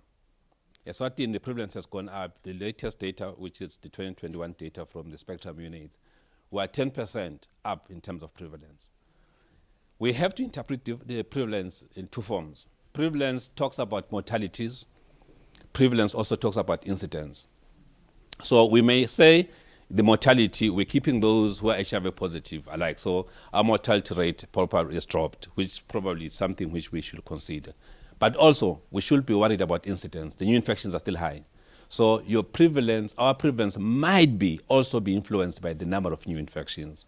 That takes me to the next point to say, why are we still having high numbers of new infections? I think that's what Margaret talked about. If we do not address the issues of inequality, we will not actually be able to drop the new infections. And I want to re-emphasize that. If we do not drop the new infections, we may not control the epidemic. And these new infections are driven by inequalities. My brother was here. We need to talk about subpopulations. We can celebrate the 95, but if you go down with the 95, there are some subpopulations that are left behind. One, the key populations. If you look at number of sex workers with HIV, it is alarmingly high, like he has mentioned, Babi Maseko. That shows that we have a serious problem with sex work. And we cannot ignore that. That's something that we need to talk about. Otherwise, let's not say it is our problem. It is a collective problem. We are all supposed to address the issue of sex work and HIV. And number two, we need to look at these issues of the young girls, the girls and the young women, the adolescent girls and young women. There are so many structural issues that are in there that we need to ensure. For me, I will say, if we can be able to keep the young girls in schools, school has a factor. We've just finished a study with the World Bank, Honorable Minister, that says if you keep a young girl in school up to tertiary, chances are that young girl will get employment and not get HIV. But if we've got children dropping out of school, and we've got children who finish school and they cannot be admitted to the university, and we've got children who have finished university and cannot be employed, this is going to be a perpetual problem for Eswatini. So we need to talk about that. Lastly, which is the 2 minutes I have now, is adolescent boy and a young man. It's a population that we should not forget too. It is a population that is exposed. The SHIMS 2, which we have just analyzed, shows that a boy between the ages of 24 to 29 years is more exposed to HIV in Eswatini.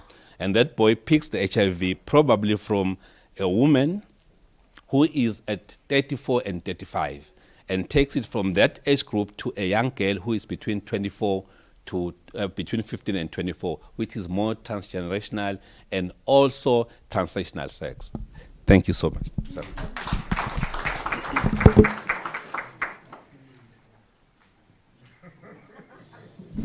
Thank you very much, Nature Director. Very accelerated 2 minutes. Thank you very much for that highlight, and again emphasizing on the gaps that we still need to pay attention to as we work towards eliminating HIV as a public health threat. At this juncture, Honorable Minister, distinguished guests, we have the FLAS youth that wants to present their short act. So FLAS youth, please come forward.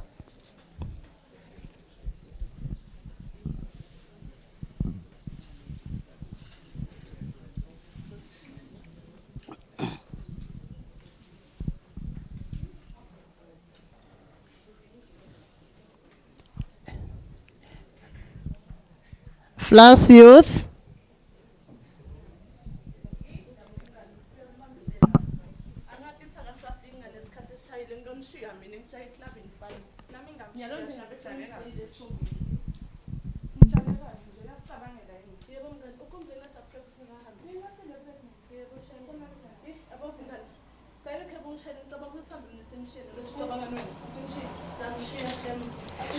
Hayibo ngimele nisengikhona manje nina seninami. Hayibo niyatema ukuthi kudele into abaphala bamfungekho. Nasenishiyani mina lo ngibukela nithi nitawenda njani ngekhathi. Ngimi lo bafunako ninda njani manje? Hawu. Angidzingi mina bafana. Mina protected STI HIV ngi-right nje.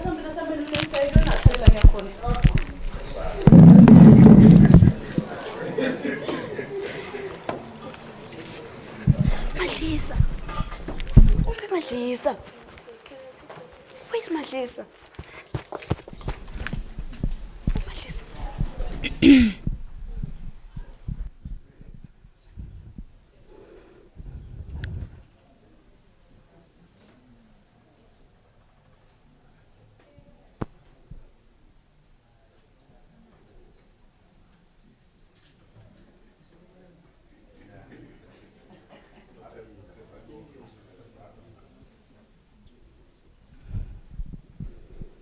Fede. Hey bafo. Yeah, show mfethu. Kama njani bafo? Grand la. Right. Grand. Hayi bafo, so phatha anyone bafo bambe 2 phela. Umthenga nini wena tshwala? Bafo imali kude bafo yathi. Wena kwahla wena inyanga yahlala ijeke ngiyathi sibofuna ukuthi inyanga ijekile. Kude bafo yathi kude mina lengane lengasita ngapha. Imali iphelile itolo bengibonile bengile. Unemanga. Uthandzela kwebafanyana kwala town. Hey ungasasho phela ngaloko. Dikishe tayi. Wena ubizingani wena? Ubizingani? Ubizingani ngempilo. Le mali iphelela kulabo mahosha. Awubidi ngomahosha lento le. Okay, labo sis be business. Ungamana ukubide kanjani? Uyathi ngikuqoqele mngani wami. Sanibonani. Hey. Nifuna kodwa ini namhlanje? 2 emabhodlela. 2 emabhodlela. Wadlala bambala, wadlala bafo, wadlala. Ngahlala wena ubafo. Uyabona mfowethu, uyabona mfowethu. Uyabona mfowethu. Uyamyuza wena. Batikelelele bafo. Kune staff lesifikile. Staff lesifikile. Yebo. Sala uve ngamzwandile. Umzwandile ungitshelile mina. Uve ngamzwandile. Yebo. Hala umahosha lo. Ngakutshela ukuthi ungamlaleli mzwandile. Ngakutshela ukuthi ungamlaleli mzwandile. Hala umahosha labo bananginabo. Awukubuka ngisakhuluma ngabo nje ngile staff lesisha lesi. Ngile staff lesisha lesi. Sekuvele khona. Akhutha abangani bakho, akhutha abangani bakho. babani akusuwe lokho hayi wena suku Utawuqisa netshwala bami, utawuqisa tshwala bami, utawuqisa tshwala bami. My lady, soka. letingo takho tincanca enhloko mina Sukandana man, ngiyakutshela mina. Bathi ngeke nyumbula letifikile, ngapha nizonati man. Awu. Ngutshelile bafo. Wena. okay mzwandile akaqambe manje this time bamba la Ngithi ngutshela ungiphikise Pins ufuna khona uMthomas wena. nje ngifuna ukuthengela lamanye amabhodlela ngizokuthengela Ngiyabonga bafo. Ngiyabonga Fosi. phela ngoba angithi uyasasa lesilele Mina ngihamba nesilenda mina uyangathi mose type yami le uyayati ke nawe. type yakho mngani Type yami. kona phela Hello mami. Ibonine. Daddy, don't you want me to show you a good time? Show me how. Let me stand up. Ibonine. Not my cocktails, listen. We just need a fill up at a plan. Then you'll get the good time that you are looking for. Don't worry. So I'm sure that. Anyway, it's sure to make drinks for me. Oh, anything for you, baby. Anything for you. Anything for you. I'm going to look for an upload. Wait, stagnata. So call up with a mile. Steady man. Gnata, how? Waiter. Where is waiter? Waiter, stagnata. Waiter, stagnata. Yo, none of my services and a food. Me okay, me and the song as I keep. Say, Tata, the same mixer room, miss. You can take. I'm going to look ship. I said, right, bonga right. Salham, for service. We don't need you. Lele lapel. Asisi kancane yabona. No, phela sicedzela nawe bese sengiyashiya kule. Sitayibona ukuthi utahamba nani bese erumini. Hawu uyekhohlwe ngani sine sesakutala. Okay, manje ngicedzela ngisongonathi. Hawu. Katsayina ungasanda sithola kakhulu. Hawu. Kanibani nasinabunathi. Okay phela uthingisi phela kancane. Asambise mina cala ngibabona. Ngosapho ngosapho. Tolela phansi. Man phela. Stop. Khona.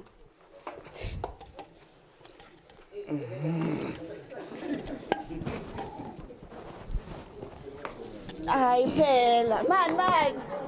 Man. Sovikela phela hawu. Ngeke sihlale singavikeli bo HIV sabathi. Yini le sitayibona round 2. Ngeke phela.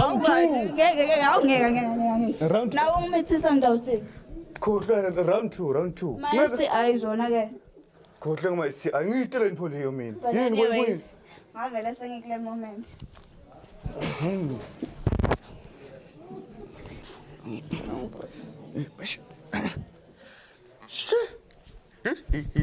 Papa lassen kaga. Sho. Nguphi? Oh. Ngikukhethile la. Lebe khamba nami itolo lo. Ayingikhethile, ngiyahona yo. Esengiyakuvusa. Hello Sibuchununu. Hello. Sibuchununu. Manje lo msimbi kusemkhosi. Hey, vuka wena vuka. Wala ngathi ubhadele vuka wena. Vuka la. Hawu. Umsimbi. Wala ngathi ubhadele vuka. Umsimbi wani vuka la. Uba ngumsimbi yo Wala kwa langa lazi laphuma kunjani? Vuka. Khuluma kancane. Ngikhuluma kancane ini? Ngifuna ke emsebenzini mina ngishawa isikhathi. Vuka. Sinabanye siyasebenza phela vuka. Ngawuvuka khuleka. 2 minutes. Vuka 2 minutes one. Vuka. 2 minutes bawini. Uthathe commander. Hey. Vuka. Sengiyavuka phela ungalwe. Sengiyavuka. Sisengidavusa ngenanga yana vuka. Senivota uvuke la. Sesanivota. Awuthi ngubuke lo 10 rand ngokuthi ukhona la. Vuka.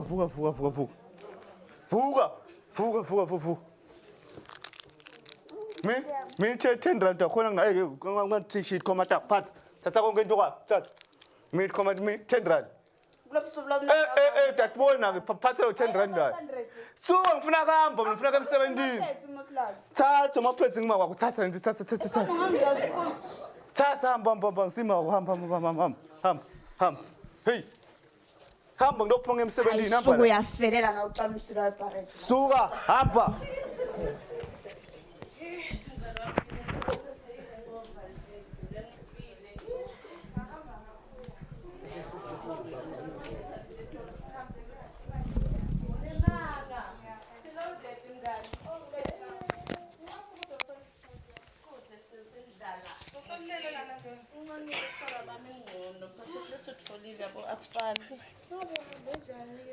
Engabe nolethu uhambe njani ngoba hayi tigadenu ngabona emafutha Kude lesa wena ngithi sifuna imali. ngiyabonga ngani Sifuna imali vele. watsho sekakhona mudle imali yakhe angisho ndloza mngani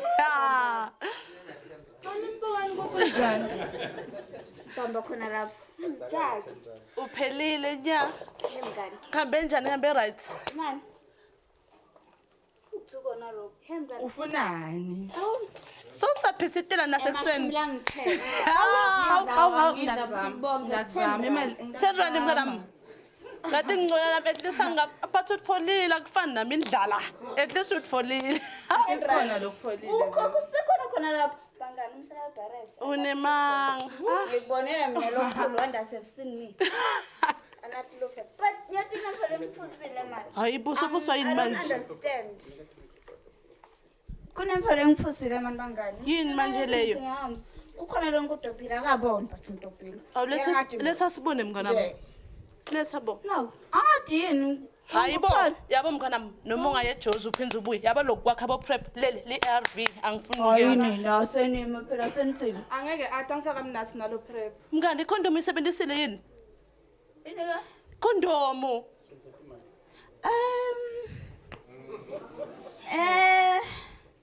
nawo-ke sekathithiza ngibuta ikhondomu Ikondom ish. Uyathi nje bese ngikumoment niyathi mosinaso ushisa abantu. phinza wabena 10 rand yathi sini mnganami awasebenzisa ikhondomu ngiyathi icacela nje you got me your friend ngicela sambe mina ngidakupheketela nyalo nje ekseni Mani phela hayi. hamba uyogeza akapheli 72 hours ngidakuphetela mina ka hope uyofola PP Mase ngithi imali nibone mase ngibuye na services abo free wena yini ngabe ngisho kuthatha uphethe mina umngane wakho asamba usagezi Ima phela ngigcoke sengihamba ngishuthu.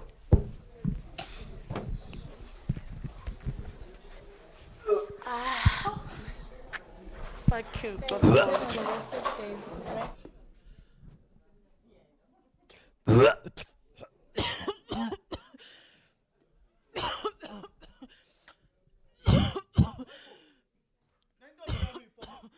Kwena njani?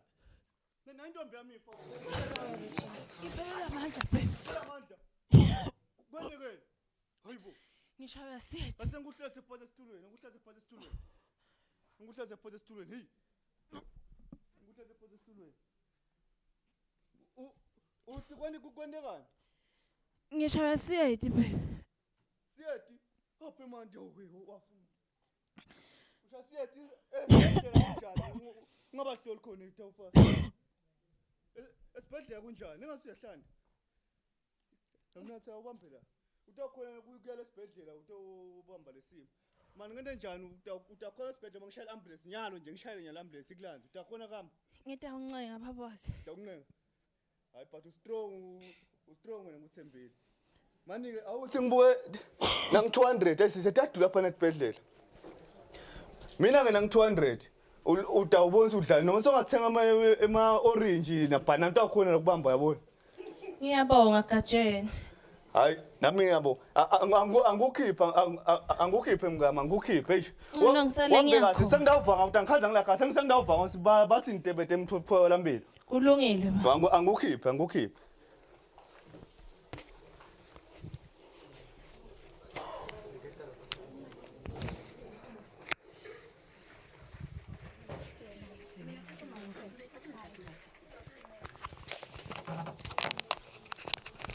Wait.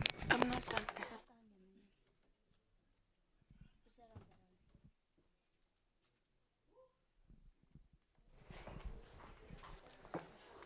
Next. Bataze bangibona nalabantu bathi ngiyafa. Semkhona phana ungathethe kakhulu. Hayi. Dila ne youth. Ay.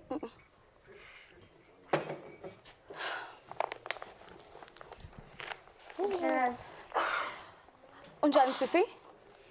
Angathi ukuthi ngithi ngiyaphila noma ngiyafa noma nginjani but nje khona lapho nje. Lokuthi ute nje eclinic kusho kona ukuthi kukhona lokungalungi kahle.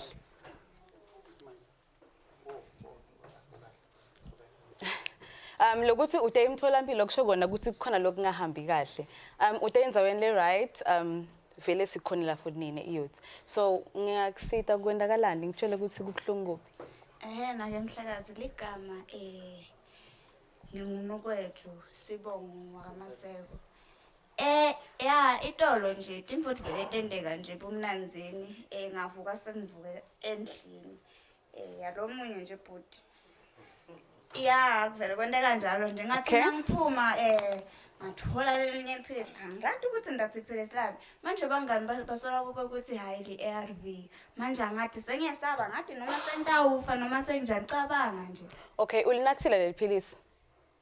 Iphilisi lani manje Leli ngoba phela bakubike lona. ngiyachaza ukuthi Okay, good thinking. So lesingakwenda nyalo lo kusho ukuchaza kusho ukuthi maybe ulelene emumva angisho. Ningakayisebenzisi condom. ngivuke naye phansi. Okay, lesingakwenda nyalo kukanjena ngitocela ukuhlola simo sakho sengadi ukuthi sihamba kanjani.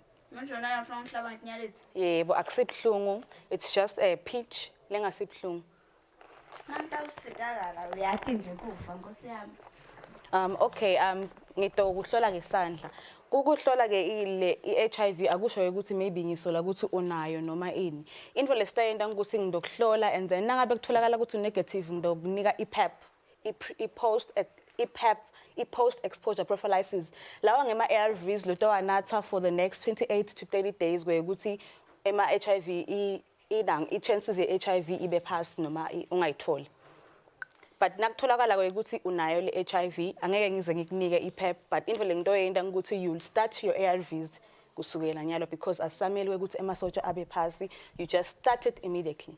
Kudzingekile lokuthi ngimide ingane. Kude mhlawumbe umjovo lo tothi nje tshwa. Ngithi ngivuka ngithamba mangibe ngibathatha futhi. Kude umjovo lo kanjalo. Lesinako nje maphilisi that you'll take for your entire life. So nyalo ngidokutesta ukuthi ingadi yakho ihamba kanjani ngiphe isandla sakho. Ungasikhothi. Sala phela ngithi yabona. Okay.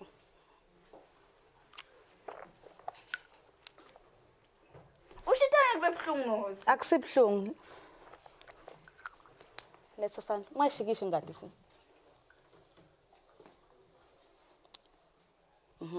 Easy, ungathuki. Okay, in the next 2 minutes simo sakho sibe sesivelile. Nakuvele line linye kusho ukuthi uHIV negative, ngitakunika iPEP, but nakuvele kuthiwe ema line kusho ukuthi uHIV positive, utawuqala itreatment yakho immediately. So, kusho ukuthini ke nawo neHIV? Kusho ukuthi ke ama antibodies akho asekavelile emtimbeni wakho. La fighter against HIV. So nangakavele ama antibodies kusho ukuthi udeligciwane. Okay, so sivele lesimo sakho nokwethu. Unfortunately you are HIV positive. Yes, you are HIV positive. Ubuyele esikoleni ufundzaka kahle wena ngiyakubona. Abuyela nje mfo esikoleni. Ungathuki. Vele ngidayele ukuthi nenda kanjalo vele. Kuthi you are HIV positive akusho ukuthi sowushintshile kunalabanye. You are still the nokwethu lonje. Bamfila ba HIV positive sebahlalile iminyaka. Ma speech sakho ngicela unedele ngikutele ngiphume ngihamba uyathi nje isikhathi asikho kufuna ngebavusa phinzi. Okay, good day inkinga but buwathi ukuthi sinawe for emotional support, for medical support sikhona. You can akhona labanye ama services la offer counseling if you feel like good awukho right. So satha amaphepha akho ujike pharmacy. Okay, siyabonga sisi. Siyabonga. Naloko ungafundzanga nje. Thank you.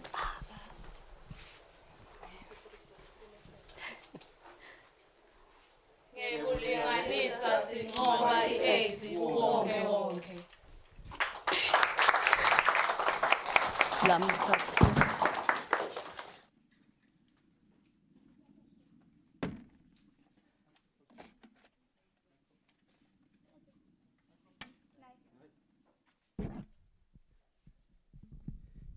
A very good morning, ladies and gentlemen. We are very much honored as the youth from the Family Life Association of Eswatini to have portrayed this rendition of a creative piece of art to you. We are very much in alignment and adherence with the theme for this year, which is to equalize access and uptake of HIV services, irrespective of sexual orientation, irrespective of whether or not one is a key population. The services are available for all, especially young people, knowing the statistics of the country. Thank you very much, ladies and gentlemen.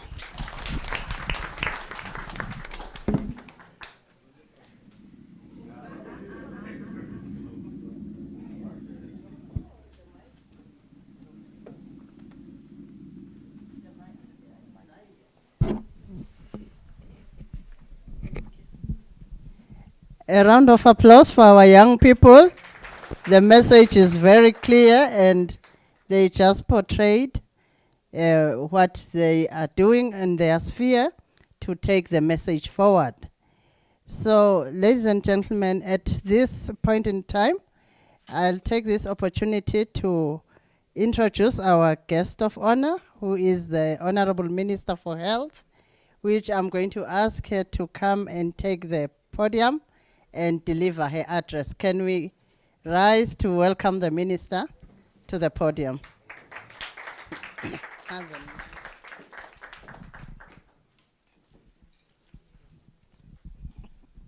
Thank you, Program Director. Thank you all. Ngitshela Program Director ngisabe yathi sesayekela lokurise.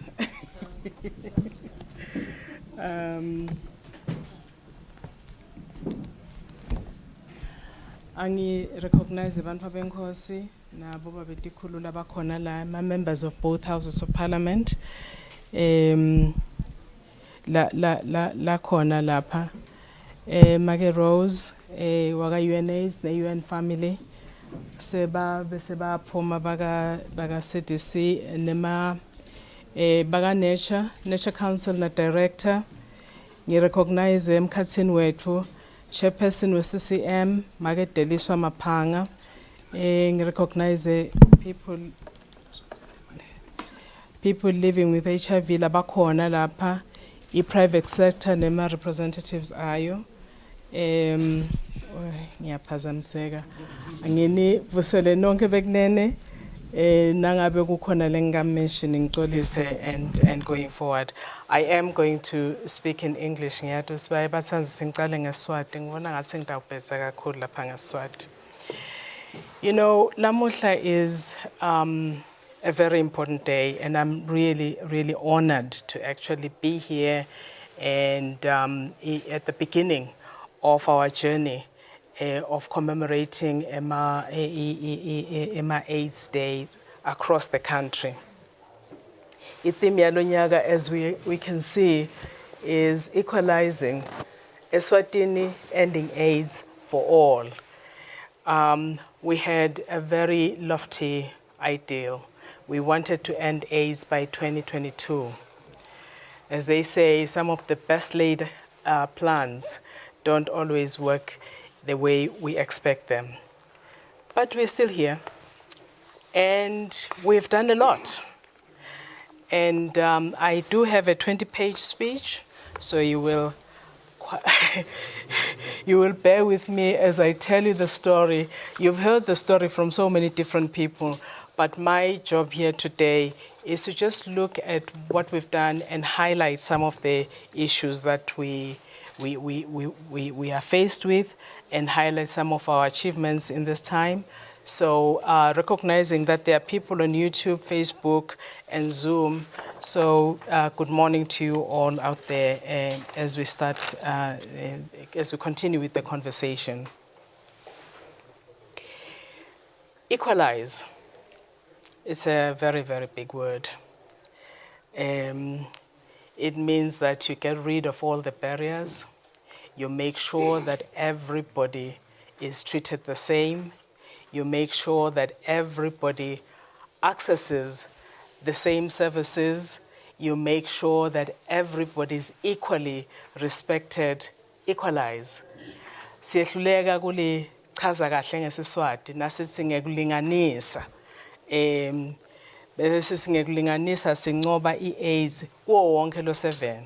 but the word equalize is something that we need to keep in mind as we start the commemoration journey for this year.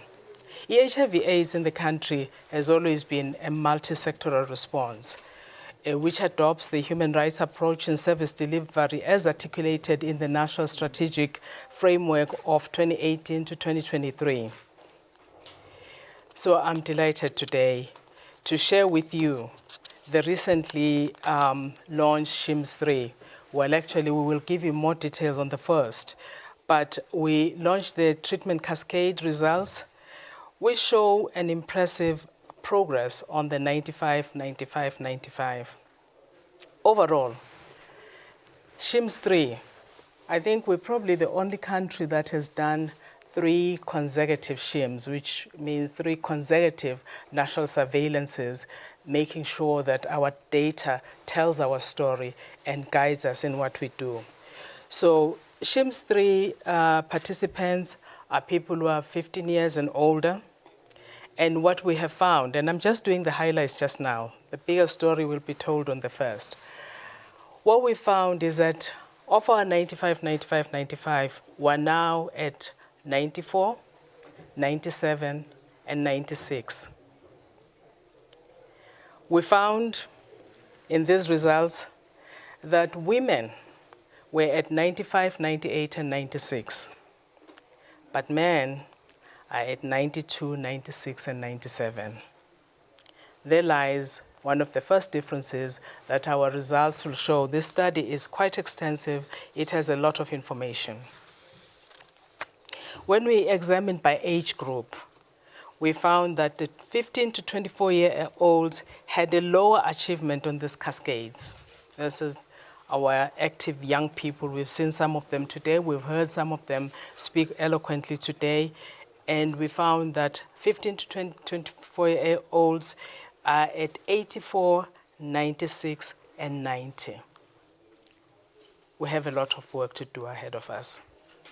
For females, it was 91, 96, and 87. That was for females. For males, it was 91, 96, and 97.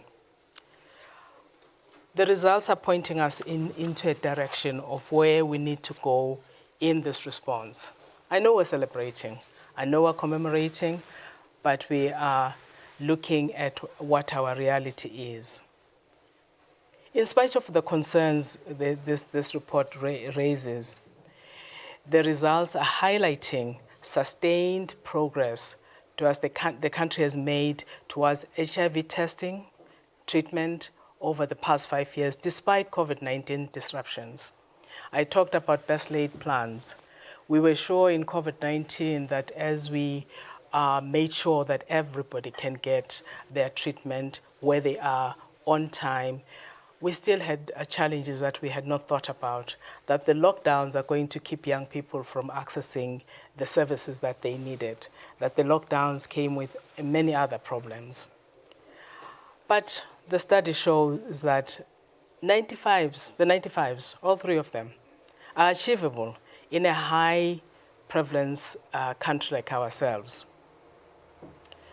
The improvement in all the 95s from 2016 to 2021 shows how well we have done as a country, how well we have managed HIV. We're still very close to epidemic control, but this for me is a sobering moment that says where we should go next. As we commemorate, we need to look at some of the stories that UNAIDS is telling us, bringing back our attention of the faltering HIV response in many countries. We found that 38 countries worldwide, we found that the incident has increased, including us. And we're looking at the worst impact being on young girls and young women and key populations, as you have heard today. Ladies and gentlemen, ending the AIDS pandemic as a public health threat in Eswatini will require additional investment and a relentless focus on the challenging gender-based violence, as we've heard today, gender inequalities that we've all been talking about today, structural biases that still exist within our community, and looking particularly at those high-risk population and people who are more vulnerable to infections, and keeping them away from and the structures that keep them away from HIV prevention, treatment, and care services. As shown in our SHIMS 3 report, Eswatini is making all efforts to ensure equal access to treatment, including young people. However, the challenge remains the social, structural systems and services and service drivers that fuel inequalities and increase HIV vulnerability in our population. These challenges led to the startling statistics, as we saw, that in 2020, there were 37.8 million people across the world with HIV, and there were 1.5 million new infections in 2020 across the world. Of interest, though, is that despite this alarming global statistic, Eswatini has seen a drastic decline in HIV infections since 2015. I think Nature Director was talking about that. And our decline, when we're looking at 2015, we had 12,000 people. And in 2020, was 6,900. I know the numbers may seem to you would have liked to go from 12,000 to 0, but this is where we are, and that is a huge decline in that space of time. So, looking at how we can maintain resilience, we need to identify actions that address inequalities across the subpopulation groups that we've been talking about. We must pay attention not only to who is being left behind, but why are they being left behind. Let us consider factors that are driving specific inequalities as relevant to HIV. Let us identify, and if we can identify those actions and address them, to prioritize those people that need their services most. I think the play that we've just seen from the young people is also highlighting something for us as a Ministry of Health, that we do need to continue training our health workers to accommodate all special groups. But that training, it means that we bring better understanding of what is going on in their lives. As a ministry, we are aware of every subpopulation, that there might be a substantial difference in vulnerabilities, and service coverage should address these differences based on personal circumstances. We have been listening to young people today, sharing their stories and sharing concerns. Program Director, our SHIMS 3 results point to gaps on populations generally at a higher risk of exposure to HIV and least likely to access to comprehensive HIV prevention, treatment, and care services. These include women and young girls, key populations, and other groups with specific settings whose experience may render them at a higher risk than the general population. Before the AIDS International Conference this year, there was a group that came to my office to say, you know, we go out there and we are still talking 95, 95, 95, but let us look closely to all these groups, but they were particularly pointing me to children under the age of 15 and looking at where their statistics are. I think we'll hear more of these results out of SHIMS, and SHIMS doesn't quite cover them, but there's some work that has been done there. We're looking at globally, over 54% of all people living with the HIV being women and girls. And women accounted for more than half of the new infections in 2020. Eswatini, teenage pregnancies escalated in 2020, which saw teenage girls dropping out of school in high numbers, robbing them of their dignity and a decent future. However, the Ministry of Education and Training is working very hard and ensuring that female students can be given a second chance by allowing pregnant girls to back into school again. That said, the global HIV and AIDS statistic fact sheet shows that in 2021, key populations accounted for 70% of new infections globally, 51% of new HIV infections in sub-Saharan Africa. These statistics highlight the need for us to understand where, how, and which populations are affected by HIV. The Ministry of Health is coming up with strategies to coordinate key populations so as to enable effective service delivery and serve their health needs from an informed perspective. So our challenge jointly is to identify those data gaps that exist in order to effectively serve this population. I say this because the lack of data, alongside reluctance in some places to prioritize services to key populations, can create blind spots in programming and thus contribute to their risk and the risk of being left behind. I'm just looking at what Dr. Masango was sharing earlier about what we've learned from the past commemorations. And this was highlighting the plight of people with disabilities and their access thereof to HIV services. Others included challenges facing young people and how their service uptake could be improved, as well as people living with HIV and how they can continue as agents of change to contribute to our bigger success. The Ministry of Health has worked hard in ensuring that we're trying to close those service gaps. We are looking and working together with other stakeholders to make sure that people with disabilities can access services across not just health, but other health services. We're training healthcare workers. We're training together with our partners to make sure that this is done. But despite the progress made in the past commemorations, there still remains a good ground to be covered. And now that COVID-19 has eased, not gone yet, giving the HIV response an opportunity to work relentlessly on service delivery.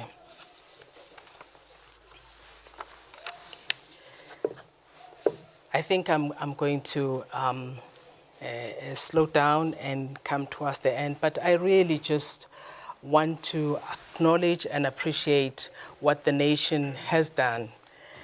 And appreciation, of course, goes to our leadership in the country. Inzaba Yethu Sonke was not an accident. Inzaba Yethu Sonke was a planned strategy for the nation to rise up and meet our responsibilities in addressing HIV and AIDS. Government remains committed to ensuring that HIV/AIDS will end, that we will have this epidemic under control. But as I appreciate all the stakeholders that have contributed here, let me start with health workers. There is no Ministry of Health without health workers.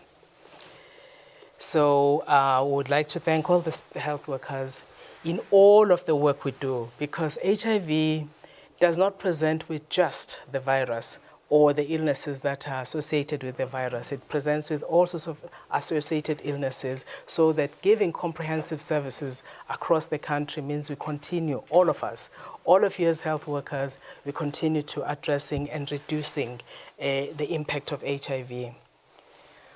But I would also like to acknowledge and appreciate the contribution done by UNAIDS and the UN co-sponsors, Global Fund, without which we wouldn't be anywhere, PEPFAR, with a huge investment, and unfortunately they've just left the room, they have a meeting at 10:30, with all the contribution that they've done, all of our bilateral and multilateral partners, the private sector in this country that has been with us from I don't know, in this response for a very long time through SWAPCHA. Civil society organizations, I was looking at Msanimnis and remembering that we were young ones, weren't we? And remembering in the early 1990s when we first saw the impact of children whose parents were dying from HIV and AIDS, and scratching our heads and trying to see how best we can respond. Faith-based organizations in this country play such a critical role. They're in every community, everywhere in the country, and we thank them for partnership in the work that we do in the work we do in HIV and AIDS. I would like to thank community leadership. I think Nature Director talked about training chiefs, but we're talking about community leadership across all our communities. And I would like to thank the army of community healthcare workers that are out there. You've seen some of them. These young people are volunteers and educators in their communities, but we have rural health motivators, Emahlombe Kalela, case finders in TB. I would like to recognize and appreciate the work they do and the work they continue doing in the communities. I'd like to appreciate people living with HIV and AIDS and people from the key populations who have given up their privacy to be able to share their lives and their life stories to reduce stigma and discrimination. We've all stood together in the past 4 decades in addressing HIV and AIDS. We as a country have been placed on the world map through your unwavering support. And we bank on your continued support, on a continued collaboration and working together to make sure that we can really end AIDS by 2030. The government of the Kingdom of Eswatini is committed. We contribute 40% of the funds from Global Fund, but we contribute more because of the private sector contribution to this response that is not part of that 40%. Program Director, distinguished ladies and gentlemen, let us think more about what we are saying when we say equalize. Let us think more about what we are saying about equity, about stigma and discrimination. I think our challenge continuously has to be, who do we see as different? Who do we treat differently? And why do we treat them differently? Is it young children because of their vulnerability and lack of power? Is it the budding teens and young people because of their lack of power and lack of resources? Is it people who have different choices from ourselves in society? We need to think, is it people who believe differently from us, have different faiths? We need to think, when we say equalize, we need to start thinking what we see, who we see as different, and how we treat them, and how we can contribute as a nation towards reducing stigma and ensuring that we leave no one behind.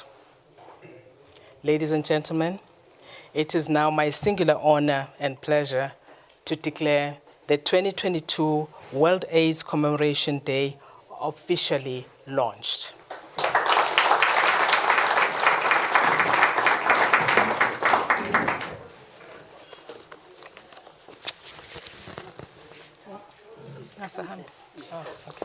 Thank you very much to Honorable Minister. A round of applause again. I've requested not to leave the podium because she has not launched if she has not lit the candle. And then we all take the fire from her, as she has challenged us with a question that as we equalize, when we think equalizing, at individual level, who do you treat differently and why, as far as HIV is concerned? And I think this is a very practical way of just operationalizing the theme in our everyday life. So, Honorable Minister, I will request that you light the candle together with the nature director and UNAIDS country director. Sisi Rose.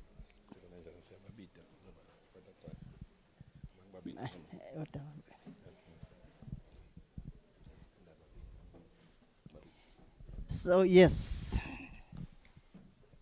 So the minister will light up.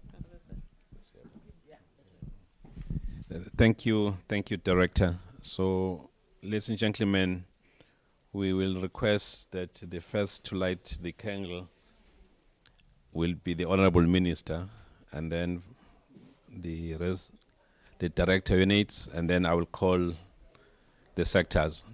So, ngicela sitamsita.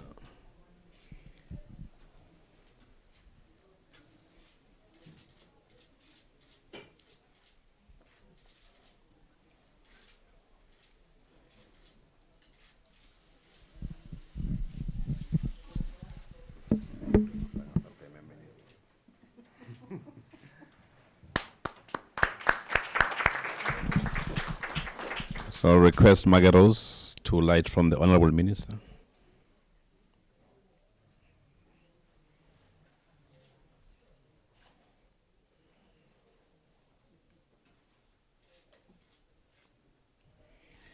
So, in no particular order, we will start with the different sectors. So as I call the sectors, they will come here, light the candle, and then sit down, and I'll call them the next sector. So the first sector will be the regional response. So I'll request the RA's office, the RS, and the RC's, the regional coordinators from the nature office to come over. So can I request the RS, the RAs, and the regional coordinators to come over? Laba ke minister ngile sebenza bo le kuma regions. So la regional commemorations, they will be led by the regional secretaries working together with the regional teams. So that's regional secretary from Eshisalweni. Oh yeah. But they would like to take a picture with you. Yes. And then regional administrator from Oho region. And then I'm not. I don't know if Manzini is here, and she's Salweni. But can I request the regional coordinators to also come over to take the picture with the minister? So, can you take a picture? Then we can move on.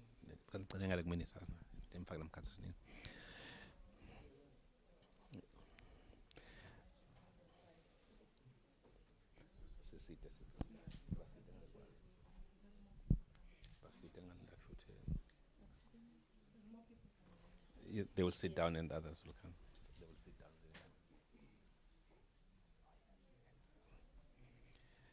So, thank you.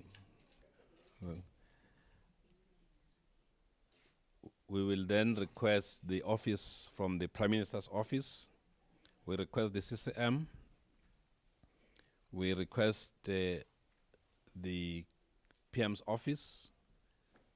We'll also request the King's office and Parliament to join. So Emma legislators nangabakhona, and then a CCM, and then somebody from the PM's office.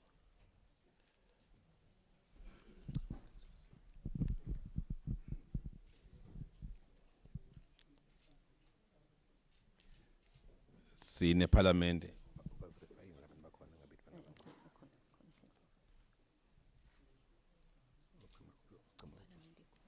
We'll come get Parliament, Margaret Deputy Clerk. Besi twali apology ku PS PM because stawufika late me Honorable Minister Shotsi Usenga wakakhona kuvela. So thank you so much. Oh please. King's office. Can you please hold on? Can you please write the candidate?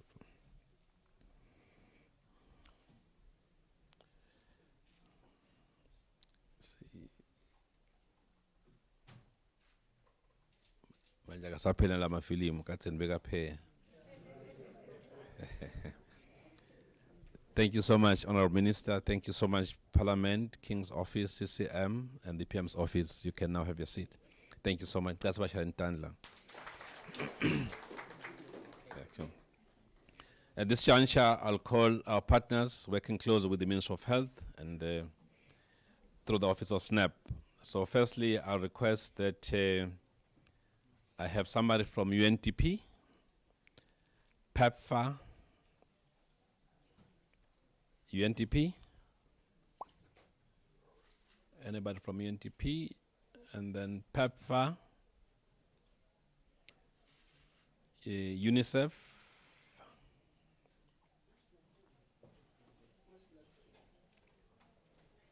Georgetown University,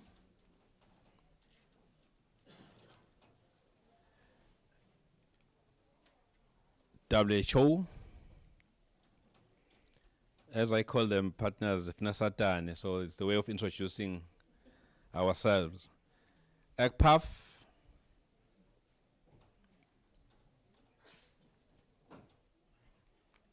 UNFPA,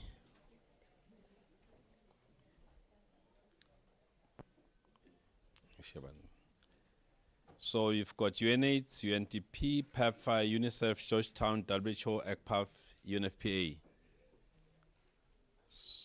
We will also have, Honourable Minister, will also have a Kangli for the Resident Coordinator's Office. Unfortunately, the person who's supposed to take the Kangli is also next to you, so she cannot hold two Kanglis, Ngmageros, from the Resident Coordinator's Office. So, RC, a round of applause for them. You can have a seat. At this juncture, I'll request that we go to the various ministries that we are working closely with. We've got the Minister Tinkhundla, Tinkhundleni, manje nginga khona sivele si lekumarithi nisebenzise Tinkhundla. So maybe ngidawucela one of the RSS to come up. Liya officeini lapha ku Kiruchin le. Bese sibane Ministry Housing and Urban Development.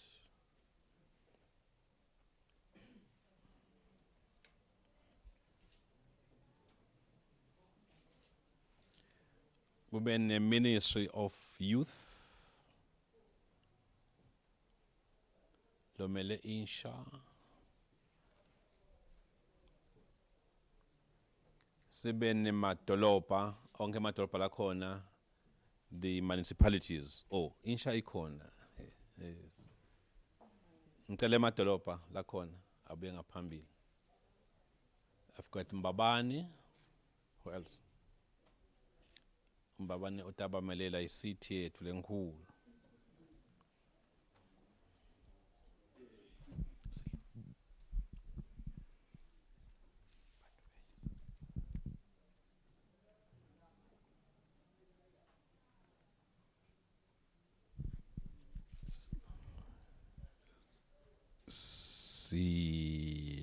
Siyabonga.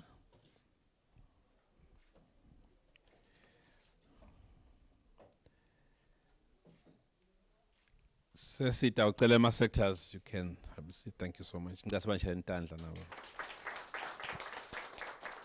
Ngidawucela lo mele ema sectors ethu sitawathatha kanje, ngidawucela lo mele ema key populations. Cabanga babimaseko.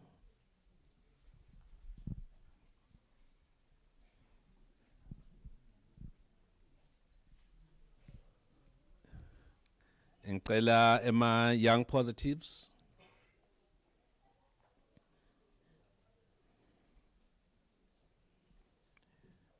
Ngicela lo mele i-SNYC, Swaziland National Youth Council. Sicele lo mele AHF. Sicele lo mele le Amical.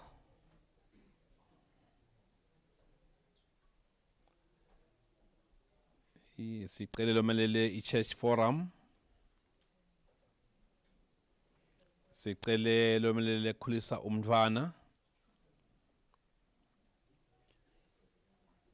Hey, we ngikhulu vele sector, Honorable Minister. Sicele futhi lomelele PSHAK, public sector.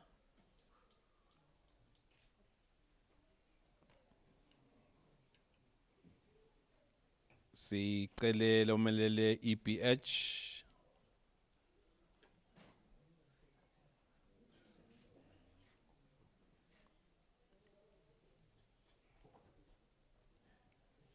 Awu bese sicela sabaya isikhulu Khango.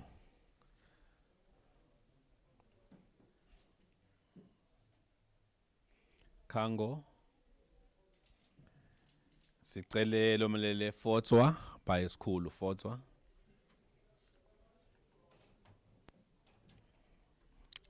Sicele lomelele Nature.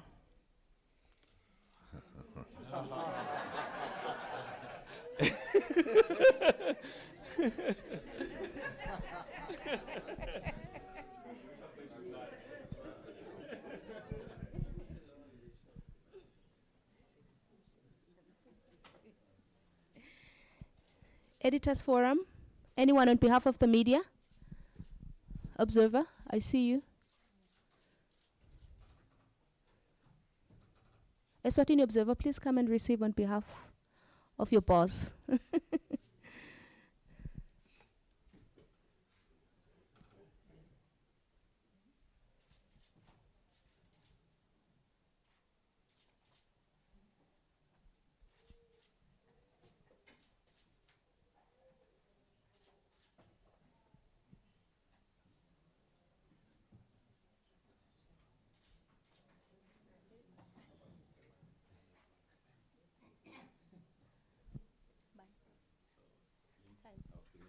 Yeah, the times, please come through.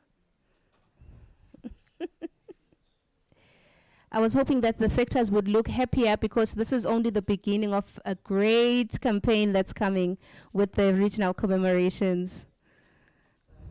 Yeah. You can shout Siyangoba. Siyangoba. Of course. That's a beautiful picture. That will make front page, ne? This is front page material. Print media, this is front page material. I hope you're watching carefully and you're taking good pictures. Please wait, the times just arrived, Ngosam. They're taking a very nice picture for the front page. We are hoping for one. For the front page, these are all the sectors doing amazing work in the HIV response. Implementing partners, HIV service delivery, playing a big role around stigma and discrimination, and ensuring that we equalize as much as possible. Front page material. You don't want to say, woo, mukube mane ngabukale, vuv, kube mane ngabukale, kube mane ngabuke camera. Smile. If only I smiled. Thank you so much. Thank you. Sorry, we have the last sector. Sibekele strategically because sisebenza kakhulu and they were working with in a project lenkulu with them. Sibabita Honorable Minister ukuthi ngema uniform forces. Lack of a better word. But sine maphoyisa, sine correctional and sine army. So I'll request them to come over, but outside nebaga fire.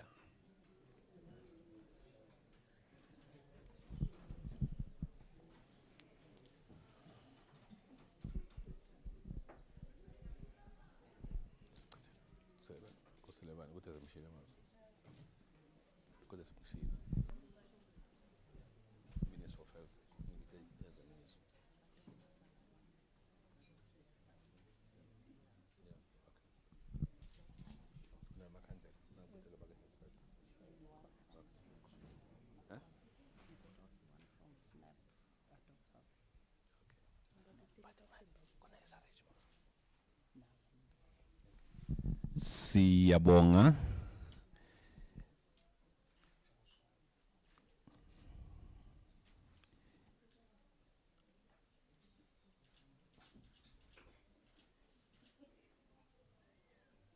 Thank you so much.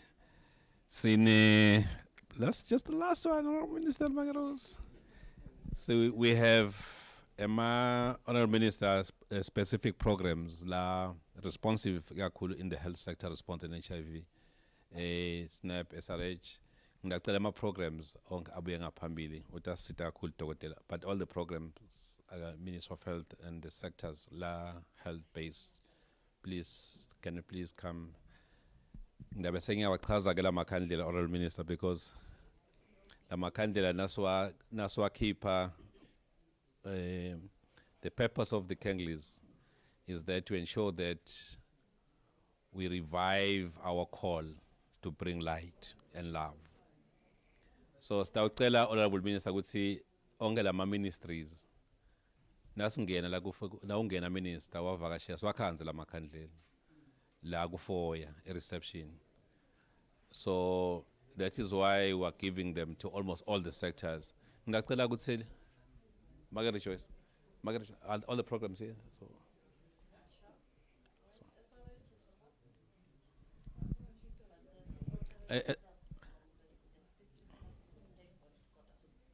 Okay. Ngicela SRH Zabuka cha.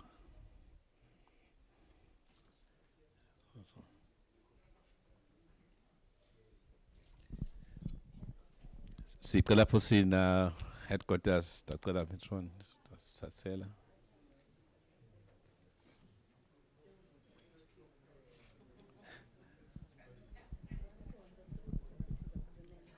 If it pays bitil.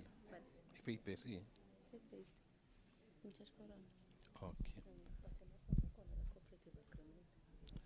Angeke sababu.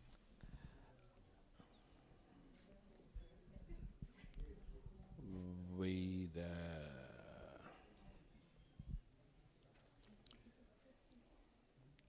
I was posing it manesleka. All right. That's the end of my responsibility.